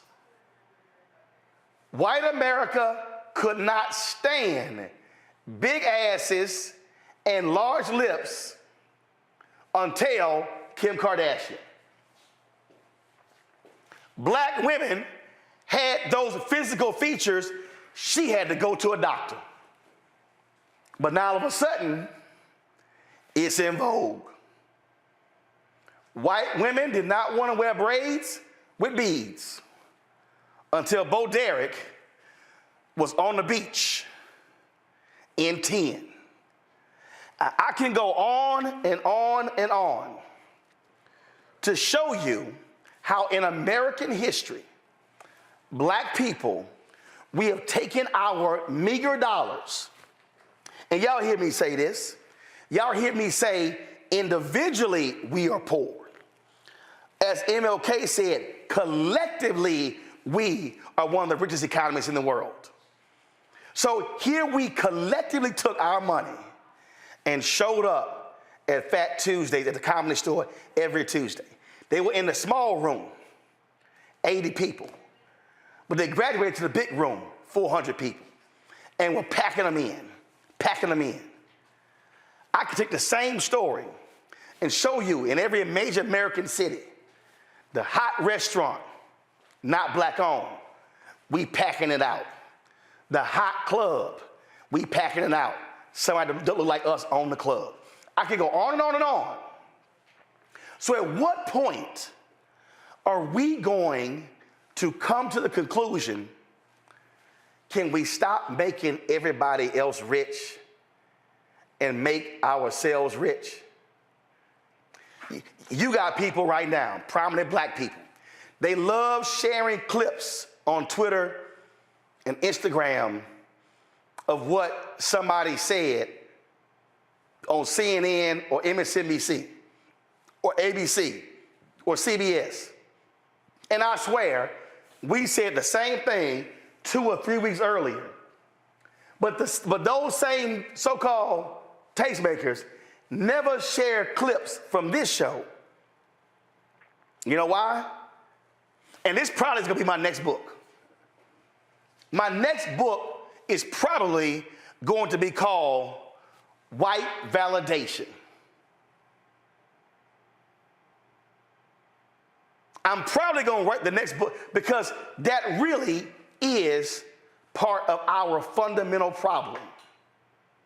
We will gladly make other people rich and then ask them to invite us to the table when we literally saved the table. Hell, we made the table.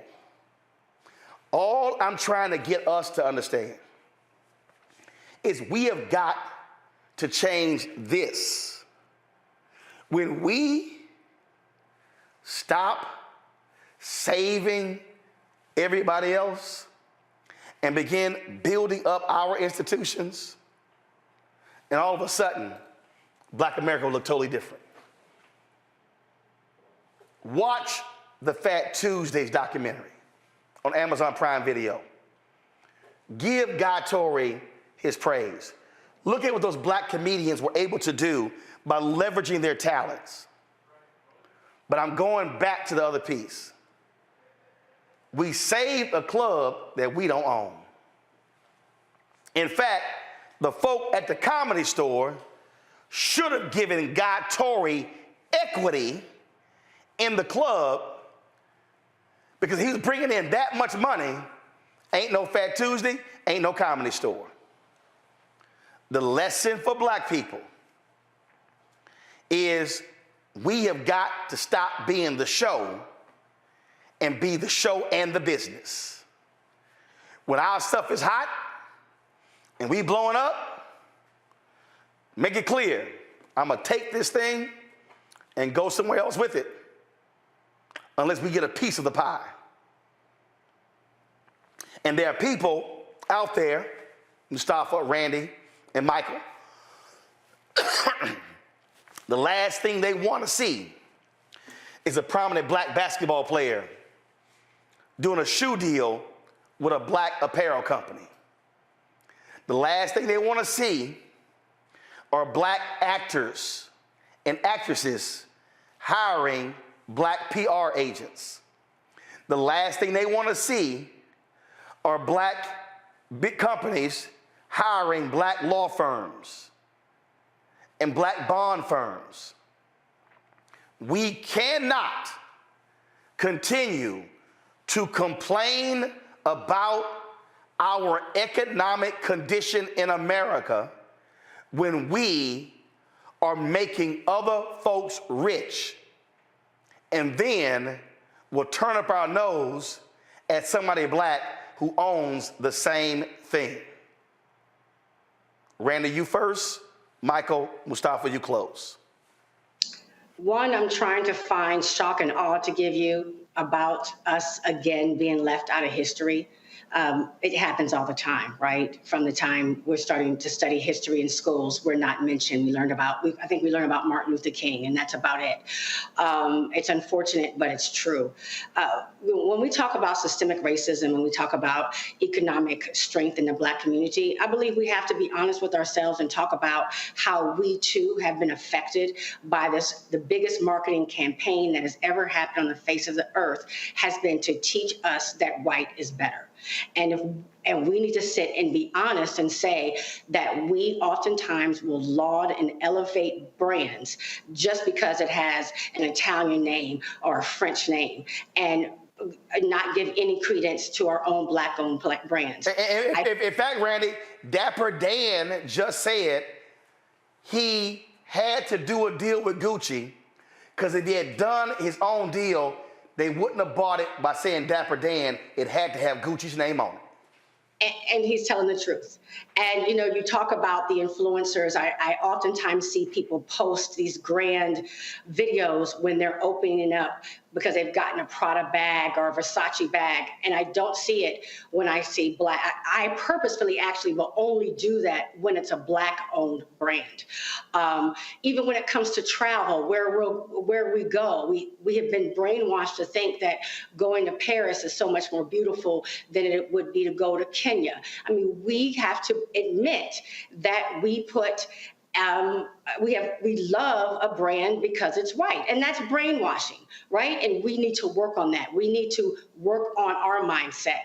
I think about how rappers, if instead of calling out Louboutins, if they would call out how much money that we can make within our community.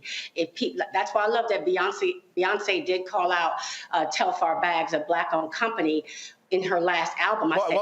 Actually, in fact, Beyonce will not take a meeting with a company if there's not Black representation around the table. Right. And that is power. And when we recognize, if we first of all are honest about the brainwashing that we've been through and decide to change it and work on ourselves and start to elevate our own brands so we can have real economic strength, is when we change. That's when it changes, and we're not dependent on people who are not elevating us. Yeah. Michael? You know, Roland, this topic is an extremely important topic, especially going into the new year. And it's important for us to understand that racism is a system of advantage and privilege distributed based upon race. When you showed the quote from the newspaper dealing with how we need to plead our own case, they're talking about power. And power is the ability to define and shape reality and have other people accept your definition of reality as if it were their own, as Dr. Wade Nobles correctly teaches us. The Fox TV network, I remember when the Fox TV network started in the 1980s. I was in high school, it was like the mid-1980s. They started out only with programming on the weekend, Friday, Saturday, and Sunday. And then they went to all the days, 7 days a week, prime time. They started out with TV shows like 21 Jump Street. They started out with TV shows like Cleghorn, and the comedian Thea had her show. So they focused on an African American audience. Yep. Then they broadened it to a white audience, and then they get NFL football. No. They dropped all the black shows. Right, they dropped all the black shows, like the CW did, like WB and CW. You know, when they merged, they did the same. They ran the same game because it worked. They ran the same play because it worked. But I want people to understand, the Fox TV network is owned by Rupert Murdoch. This is the same. No. First of all, Fox Broadcasting Fox Entertainment is now owned by Disney. But the Fox network is still owned by Rupert. Yes, go ahead. Right. The Fox network owned by Rupert, the same Rupert Murdoch that owns the Fox cable news channel that attacks African Americans on a daily and nightly basis. Okay, so understand how all this is connected as well. And real quick, he owned a number of the independent stations in different cities that had black programming, so black viewers watch those programming. He got advertising dollars. Those ad dollars allowed him to launch Fox News. So it was black eyeballs. It led to higher ratings on the Fox independent stations that led him to have the money to launch Fox News. Y'all better learn some damn history. Michael, go ahead. Exactly. So, and we have to understand how there's a history of Europeans co-opting African-American culture. If we go back to T.D. Rice, 1828, 1829, who created the Jim Crow character. He's known as the father of minstrel shows. And he's imitating enslaved African people, puts on blackface, adopts a Southern dialect, puts on tattered-torn clothing. Yeah. And minstrel shows become the largest form of entertainment in this country. Yep. And then you talk about the Kardashian family. This is a whole family that got rich off of, excuse my language, they got rich off of a black man's penis. When you look at the sex tape before the reality TV show, it's the sex tape, the largest. Right. This was the largest deal with Vivid for a celebrity sex tape. This leads to the reality TV show, which brings them into people's homes for year after year after year. We have to understand the game that's being played on us. And being played very, very well, and we fall for it every single time. Mustafa, your comment. We're going to get played if we allow ourselves to be. You know, I was raised with teachings of Marcus Garvey, who shared with us about us owning our own and about the collective power that we have when we come together.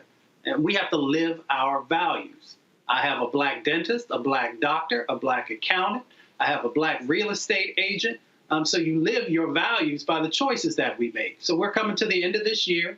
Folks are going to be making their New Year's resolutions. Why don't we make a resolution that we are actually going to support our own in a collective fashion so that we can build that power that we continue to talk about on this show? And that's the way we do it. And I hope people now understand my Deion Sanders commentary when I said, if you're going to be critical of Deion leaving Jackson State, but you don't support black institutions, shut the hell up. Because you can't complain about him if you ain't doing it. Folks, going to a break. We come back. I'm going to talk to several members of the Exonerated Five about the monument to them is now in Central Park, the place where they tried to bury them, and actually Donald Trump wanted them killed. You're watching Roland Martin Unfiltered. And again, unfiltered, black-owned. We don't ask nobody's opinion and get permission to discuss what we do. That's what happens when you own. We don't seek permission. There's only one person above me, and that's God. Ain't no boss but got him. That's the difference between when you own and when you work for somebody else. Back in a moment.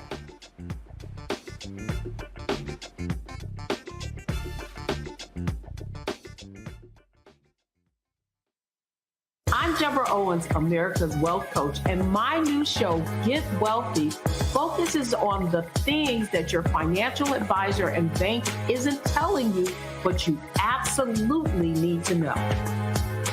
So watch Get Wealthy on the Black Star Network. Hi, I'm Dr. Jackie Hood Martin, and I have a question for you. Ever feel as if your life is teetering and the weight and pressure of the world is consistently on your shoulders? Well, let me tell you, living a balanced life isn't easy. Join me each Tuesday on Black Star Network for a Balanced Life with Dr. Jackie. We'll laugh together, cry together, pull ourselves together, and cheer each other on. So join me for new shows each Tuesday on Black Star Network, A Balanced Life with Dr. Jackie.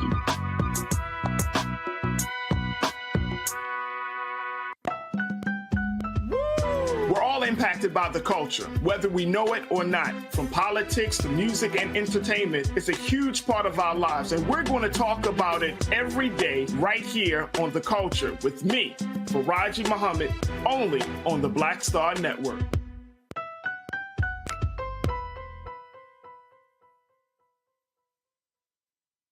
Pull up a chair, take your seat. The Black Tape with me, Dr. Greg Carr, here on the Black Star Network. Every week, we'll take a deeper dive into the world we're living in. Join the conversation only on the Black Star Network. My name is Charlie Wilson. Hi, I'm Sally Richardson Whitfield. And I'm Dodger Whitfield. Hey, everybody, this is your man, Fred Hammond, and you're watching Roland Martin, my man, Unfiltered.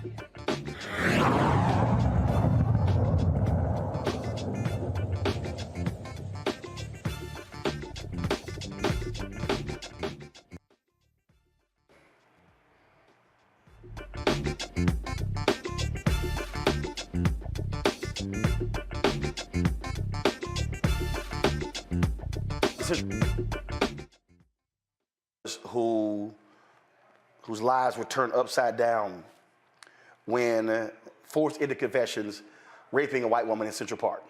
We now know that's a lie. People were calling for them, like Donald Trump, were calling for them to get the death penalty because of what happened. Now, when you go to Central Park, there's actually now a monument to the Exonerated Five. That was unveiled this week. Joining us now is Yusef Salaam, Raymond Santana, who joined us right now, and we're going to be Kevin Richardson as well. Gentlemen, glad to have the three of you here. I just got to ask, I mean, this was the place that what y'all were accused of, where they wanted to bury y'all. Now, when folk walk through that park, they now have to see Exonerated Five. Just share your thoughts about that. Ain't that something, right? Ain't that something? You know, to come back and it's 33 years later, and to come back now and to see that this gate exists now, it just shows people. It sends a message. It tells people that as long as you never give up and you can overcome any obstacle. You know, the Exonerated Five, we were the Central Park Five then, right? And we had this 10-year sentence, this 5 to 10-year sentence. Corey had a 5 to 15. And it wasn't just a prison sentence, it was a death sentence. It was a social death. We were considered outcasts. We were level 3 sex offenders, right? We wasn't supposed to survive prison. If we did, we were given a social death. We wasn't supposed to survive out in society. And so to have this gate now, it speaks volumes. It shows people that you can overcome obstacles no matter how how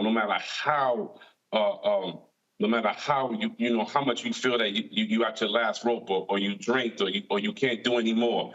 There's always that little extra step that can take you over the hump. And we are examples of that. Definitely. Yeah, you said when I travel the country, I love to see black monuments. And if I'm going through the train station, it's A. Philip Randolph. When I'm going through the airport in Jackson, Mississippi, it's a display for Medgar Evers. When I'm going through Austin, Texas, Congresswoman Barbara Jordan.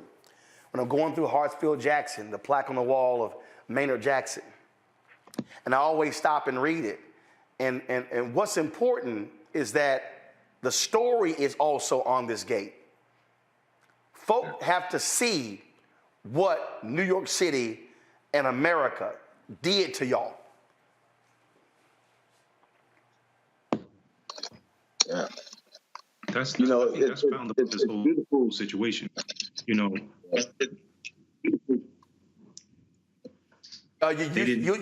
want us to. You said first. You said first, then Kevin. Okay, great. Yeah, they didn't want us to become who we became. And the truth of the matter is that they buried us alive and forgot about us, but they forgot that we were seeds. They forgot that man plans and God is the best of planners. And so in the era of truth, in the day where all things good are coming back into the forefront, here we are being able to receive our flowers while we're still alive, uplift our family's good name, and be restored in a way that is magnificent and powerful, and that also leads the way forward for younger generations to see we got to keep persevering, we got to keep pushing forward. This is such a momentous occasion. 20 years after we were exonerated, that whisper that was dwarfed in the same way when you think about the juxtaposition of when they shouted our guilt. They shouted when they thought we were guilty, they shouted it from the mountaintops. But when they found out we were innocent, they whispered it in a way that only the rats in New York City had heard.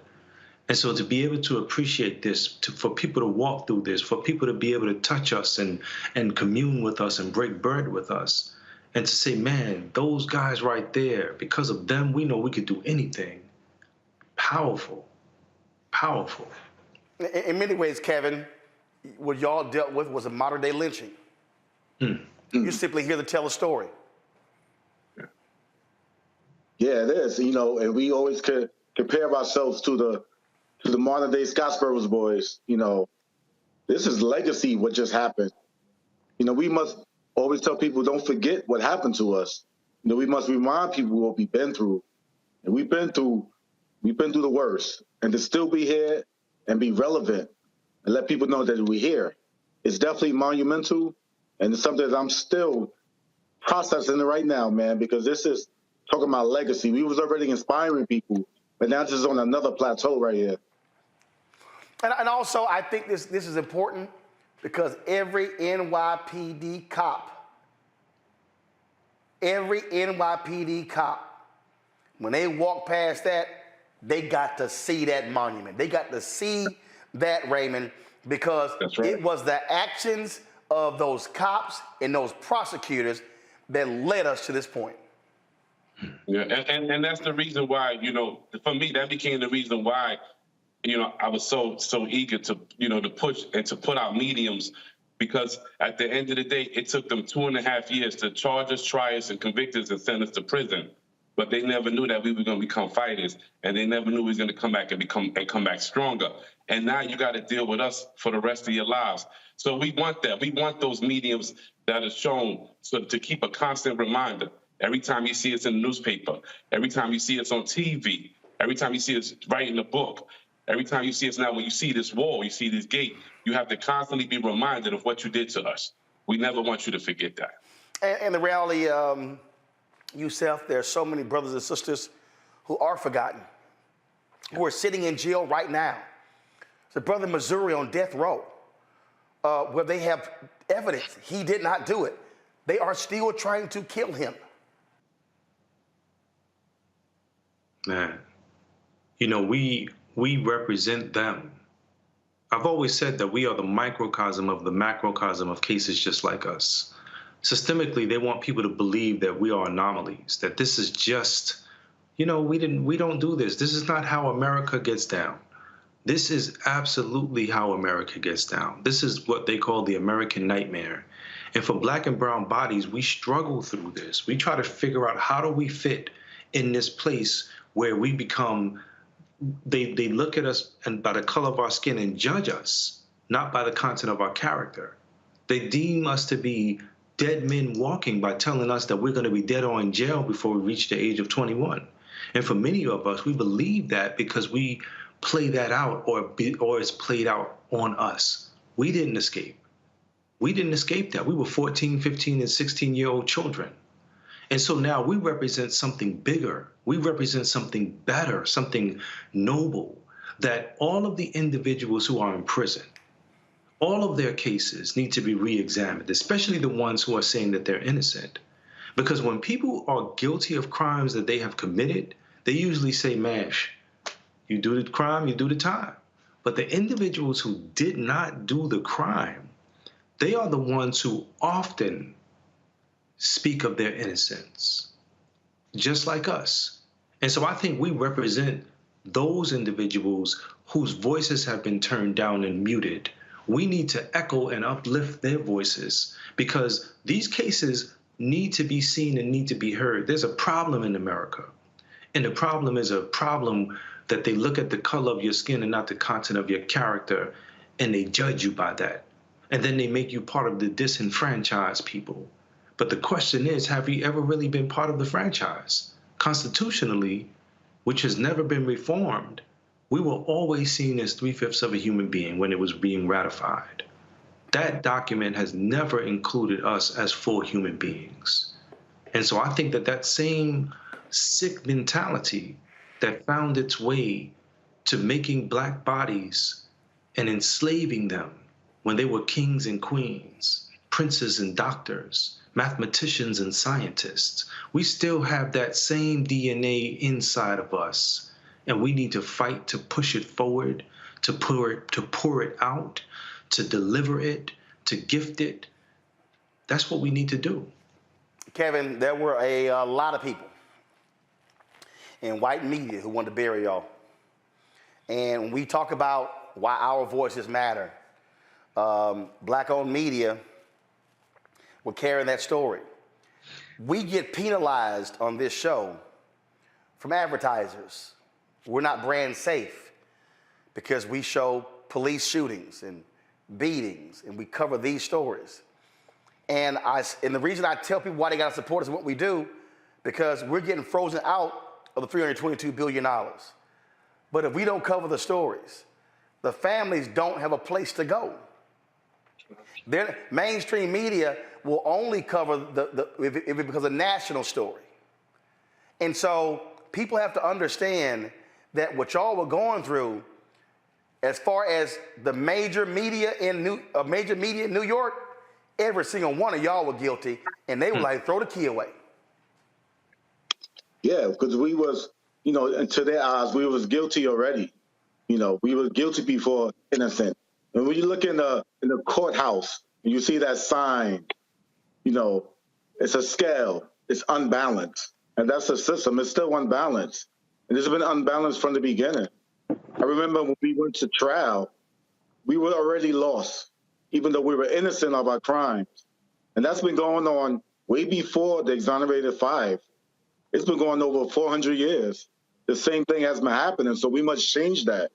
And shows like yourself must speak the truth and let people know that this is nothing new, And now that we have the platform, we must keep raising awareness about this and bringing this issue up, because it didn't go anywhere. And us having this gate, it's a spark. The struggle still continues. We still have a lot of work to do. So this is beautiful, but there's still a lot of people that don't have voices. And we are the voice for the voiceless. And that's why we're so passionate about what we do, because it's personal. Well, gentlemen, we appreciate that you are here to tell the story. And again, New Yorkers or anybody visiting, they've got to read, they got to see that wall, they got to see that monument, and they got to know the real story. And it's not about the Central Park Five, it's the Exonerated Five. Always appreciate y'all coming on Roland Martin Unfiltered. Hey, Uncle Roland, listen. We need black media, y'all. You got to support black media. They tell the truth. We need them. That's what we got. That's in our corner. Definitely. Yusef, go ahead. You want to make a comment? No, I said we appreciate you. And I just wanted to say that last shot of the sign in the park and the gate, the entrance to the gate itself, it feels and looks so good, man. Look at that. It feels good. Yes, indeed. Gentlemen, I appreciate it. Thank you so very much. Thank you. Right. All right, folks, I got to go to a break. We come back. Our marketplace segment. Definitely want to focus on black businesses. And y'all, do me a favor. Y'all, hit the like button on YouTube. Seriously, how is it that we're 2 hours into the show and you barely hit 1,000 likes? Y'all riding for free, comment, hit the doggone like button. It ain't that hard. So we'll come right back with our marketplace segment. And of course, our panel as well. You're watching Roland Martin Unfiltered on the Black Star Network.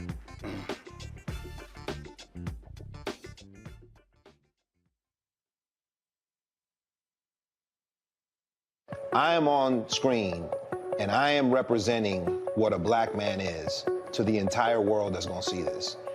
And this might be the only black man, a representation of a black man that they see. Right.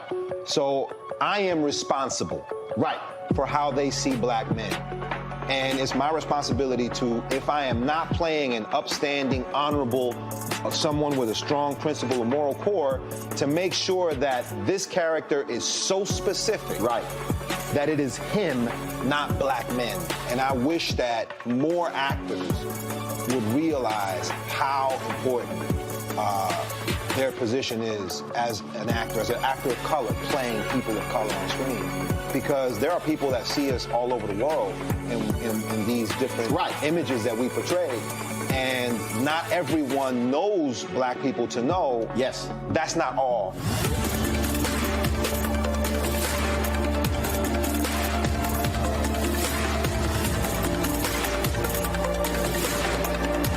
I'm Deborah Owens, America's Wealth Coach, and my new show, Get Wealthy, focuses on the things that your financial advisor and bank isn't telling you, but you absolutely need to know. So watch Get Wealthy on the Black Star Network.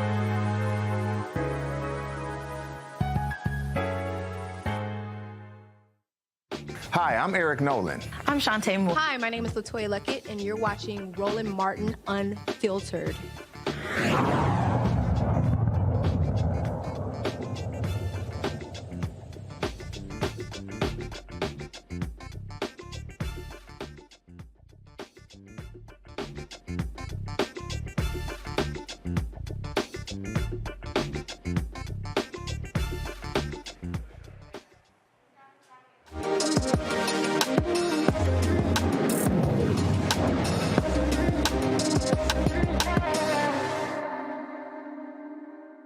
All right, y'all, two sisters with degrees in science said, you know what?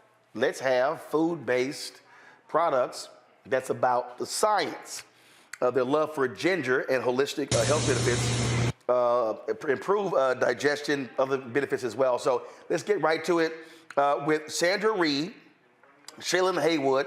They created Ginsation Ginger. They join me now from Fairfield, California. All right, so so I'm looking here. Y'all sent me a note, and y'all said that. Hi, Roland. Hey, what's happening? We have no audio. Okay, they have no audio. What's up, what's up? You hear me now? Hey, yes, we can hear you. All right. Hello. So y'all sent me a note, and y'all said Ginsation is a daily drink made with all natural ingredients and no artificial sweeteners. Ginsation is the drinkable version of a ginger shot. What's a ginger shot? A ginger shot. First off, thank you so much for having us, Roland, and your team for finding us. I'm Shaylin. And I'm Sandra. And so most people have some type of experience with ginger, and usually it's a ginger shot. Most of us run to those when we're not feeling well, we have a cold or a flu. And So you mean like right now, I have a bad cough because I'm allergic to smoke. And we were at the tailgate at the SWAC championship, and that was about 3 weeks ago. And once it gets in my system, it takes a long time for that cough to get out. So people take ginger shots for stuff like that? Typically, ginger is excellent for everything. Okay. Especially immunity, digestion, weight loss, detox, common cold flu symptoms. So you have several there for you to go ahead and try. And what's different about our beverage is it's made with organic Peruvian ginger, which is the highest premium quality of ginger you can find. And it is the main component in Ginsation. And just so you know, Ginsation is a ginger sensation. All right, so we've got citrus mist, and it says ginger, lemon, and honey. Mm-hmm. Then we've got cherry delight, ginger, honey, cherry, ACV. Yes, apple cider vinegar. Got it, and lemon. All right, let's see here. Okay. Sunshine burst, ginger, lemon, tangerine, and honey. Yes. Okay. And then ginger beverage, ginger and elderflower. This is the fresh zest. Yes, that is the fresh zest. And that is our vegan unsweetened flavor. It has ginger and elderflower. Horrible cough. So which one of these is better for the cough? And y'all said you can enjoy this chill or even room temperature as well? Yes, you can enjoy it chilled. You also can warm it like tea. It's excellent with frozen fruit. You can make smoothies with it, and it's also a mixer. Oh, cool. All right. So Yeah, many ways you can enjoy it, Roland. But I will tell you, my personal favorite is Sunshine Burst, and Sandy's favorite is the Cherry Delight. I'm an apple cider vinegar lover as well, and so that's why it paired really well with the ginger. But to your question, for the common cold, I mean, when you go to the doctor, they recommend honey, lemon, and ginger. And upset stomach. So definitely the citrus mist one, to your question, would be a great option for you. All right, which one? The citrus mist? Yes, the citrus mist. Okay, all right. And you said it can be warmed up or just room temperature or chilled? Correct. Cool. All right. Okay, so before I go to my panel, how many of these can you drink in a day? Should you do 1, 2, like is there like, what do y'all recommend? Because on the back here, it says, of course, the amount per serving size is 1 bottle is 60 calories. Yes. And the great thing about Ginsation, it's all natural ingredients, no artificial sweeteners. So it's ready to drink right out of the bottle, and you can have multiple a day. Our drink, it's not concentrated. It's not like, you have to mix it with something. It's ready to drink. Right. So there's no dietary restrictions. You can have as many as you like, the same way you would enjoy any other juice or beverage. I'm sure anyone, because this cough is driving me crazy. And I go to Jamaica on Thursday. I don't want this cough going with me. Mustafa, go ahead. Yeah, no, absolutely. Take them with you. We promise you, Ginsation will change your life, Roland. Okay, all right. I tell you, Angela Rye swears by ginger. Every time when I first got sick, she was like, Roland, ginger. I was like, girl, girl, I'm gonna start calling you ginger. Let's see. Mustafa, I'll start with you. Yeah, well, thank you all for putting this product together. I'm a huge fan of ginger, and there's so many scientific studies that have come out about a number of the different things that it helps with. I'm curious, because there are so many different forms of ginger, in different locations across the planet. How did you choose the one that you are currently utilizing? What benefits did you see in choosing that particular one? Well, that's an excellent question. Yeah. And, we chose it because most forms that people see on the market are a form of Chinese ginger, which is very yellow in color. We chose to go with organic Peruvian ginger because it's very potent. And where it grows, it's actually it survives. So it's like survival of the fittest. So where it grows, where it survives, we have like one of the most strongest, one of the most potent versions out there.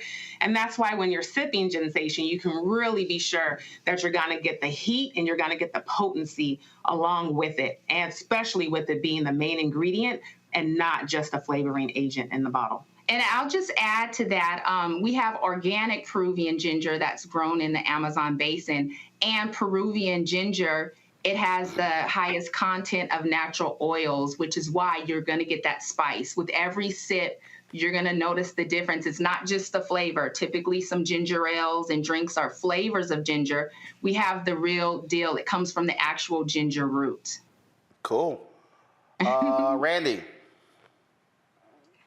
I just want to say I'm so intrigued by the product. I mean, you are right. Ginger and the health benefits of ginger has long not been indisputed. So, but I have a question. Can it replace like a ginger beer? You said it could be used as a mixer. Yes. A lot of people love making Moscow mules, which calls for ginger beer. One thing that I asked you guys to take a look at is most people, one of the biggest things we're doing is working on educating. Take a look at your nutrition panel. Take a look at the nutrition facts. They speak for themselves on Ginsation. So I will tell you the difference is we are non-carbonated. Ginger beer is carbonated, but we are very low in calories, sugars, and carbs. We even have one that's 0 added sugar and carbs. So you definitely can go ahead and have this. And I also want to add to that, none of our flavors have sodium in them as well. And Shaylin and I both have backgrounds in sciences, and her degree is actually in kinesiology and health nutrition. So when she was putting together this formulation and working on it, there was a lot of thought that went into it. We wanted to be able to have something for everybody, but yet we also did not want to cause that reoccurring circle that can happen a lot of times in our communities, which is our palates being conditioned to very sugary drinks. You can have something fun. You can have something good. You can have something that you can have on a day-to-day basis and not feel guilty for it.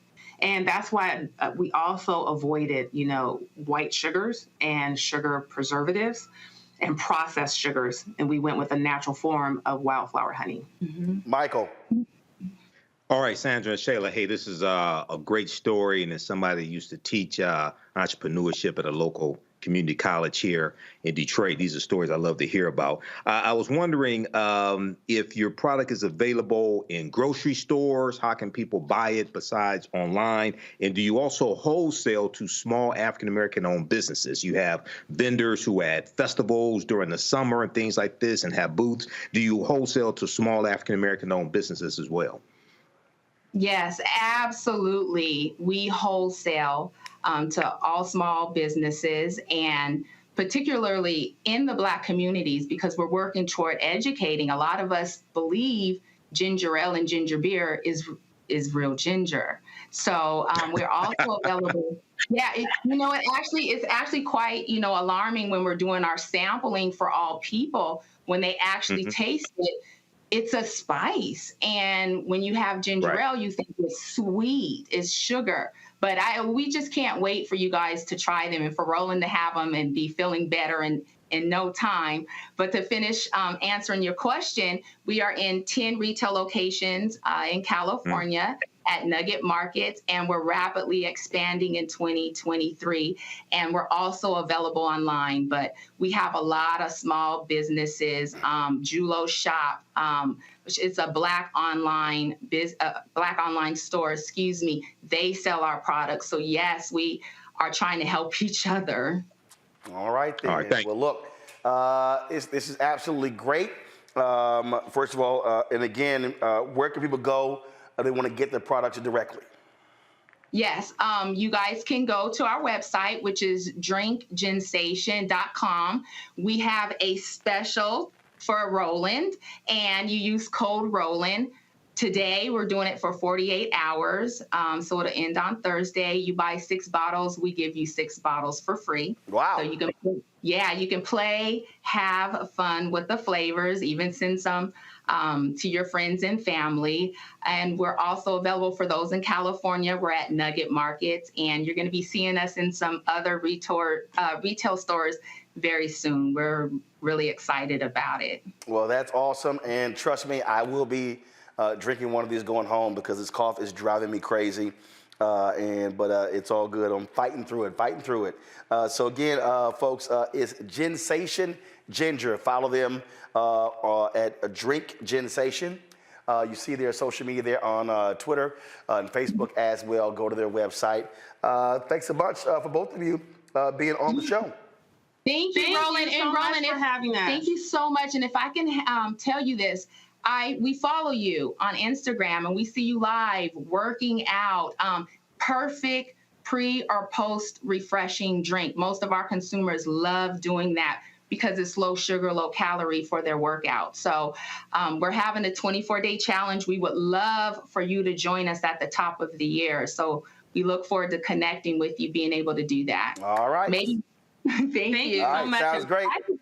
Go ahead. Just add one thing? When you go to our website, please sign up for our email list. You will continue to get updates from us as founders, as Black businesswomen. We are out there to help. We're a Christian-owned company. And, we know God gave us this platform to spread the word, to educate, and to turn non-believers into believers. So please sign up. There's lots of information always coming from us. And we are ready to share what we're learning on our journey. Oh, someone in our chat asked, where should I go to college? I went to UC Riverside. And I went to California State University, Fresno. And we are both members of Alpha Kappa Alpha sorority. Well, good. So folks are asking that, so I said I'll go ahead and ask that question. All right, then. We appreciate it. Good luck with the product. Thanks a lot. Thank you. And I'll let y'all know what I think about it. Yes, we can't wait to hear. Thank you, Roland. All right, thank you so very much. I appreciate it. Mustafa, Randy, Michael, I appreciate y'all being on the panel as well. Thank you so very much, folks. That is it. I'm here tomorrow and last day in the studio before I go on vacation on Thursday. I told y'all I ain't talking to nobody. Don't be texting me. Don't be calling me. I ain't hollering at nobody. I already told my CFO and assistant, if it ain't that major, don't hit a brother up. Let them know right now, because I don't even want to think for 10 days. I ain't want to think. So that's what I'm trying to get rid of this dadgum call before I go. So I appreciate it. Folks, I'll see y'all tomorrow. Don't forget, download the Black Star Network app, Apple phone, Android phone, Apple TV, Android TV, Roku, Amazon Fire TV, Xbox One, Samsung Smart TV. Join our Bring the Funk fan club. Check your money orders. Go to P.O. Box 57196. Washington, D.C., 20037-0196. Cash App, $RM Unfiltered. PayPal's R Martin Unfiltered. Venmo is RM Unfiltered. Zelle is Roland at RolandSMartin.com. Roland at RolandMartinUnfiltered.com. And get a copy of my book, White Fear, How the Browning of America is Making White Folks Lose Their Minds. It's available at all bookstores, Barnes & Noble, Amazon, Target, and of course you can also download your copy on Audible as well. Okay, folks, that is it. I'll see y'all guys right here. Yep, yesterday I rocked North Carolina Central. Today I'm rocking Jackson State. And so the Southern people, calm down. I'll be rocking y'all powder blue and gold tomorrow on Roland Martin Unfiltered. I'll see y'all then. Holla!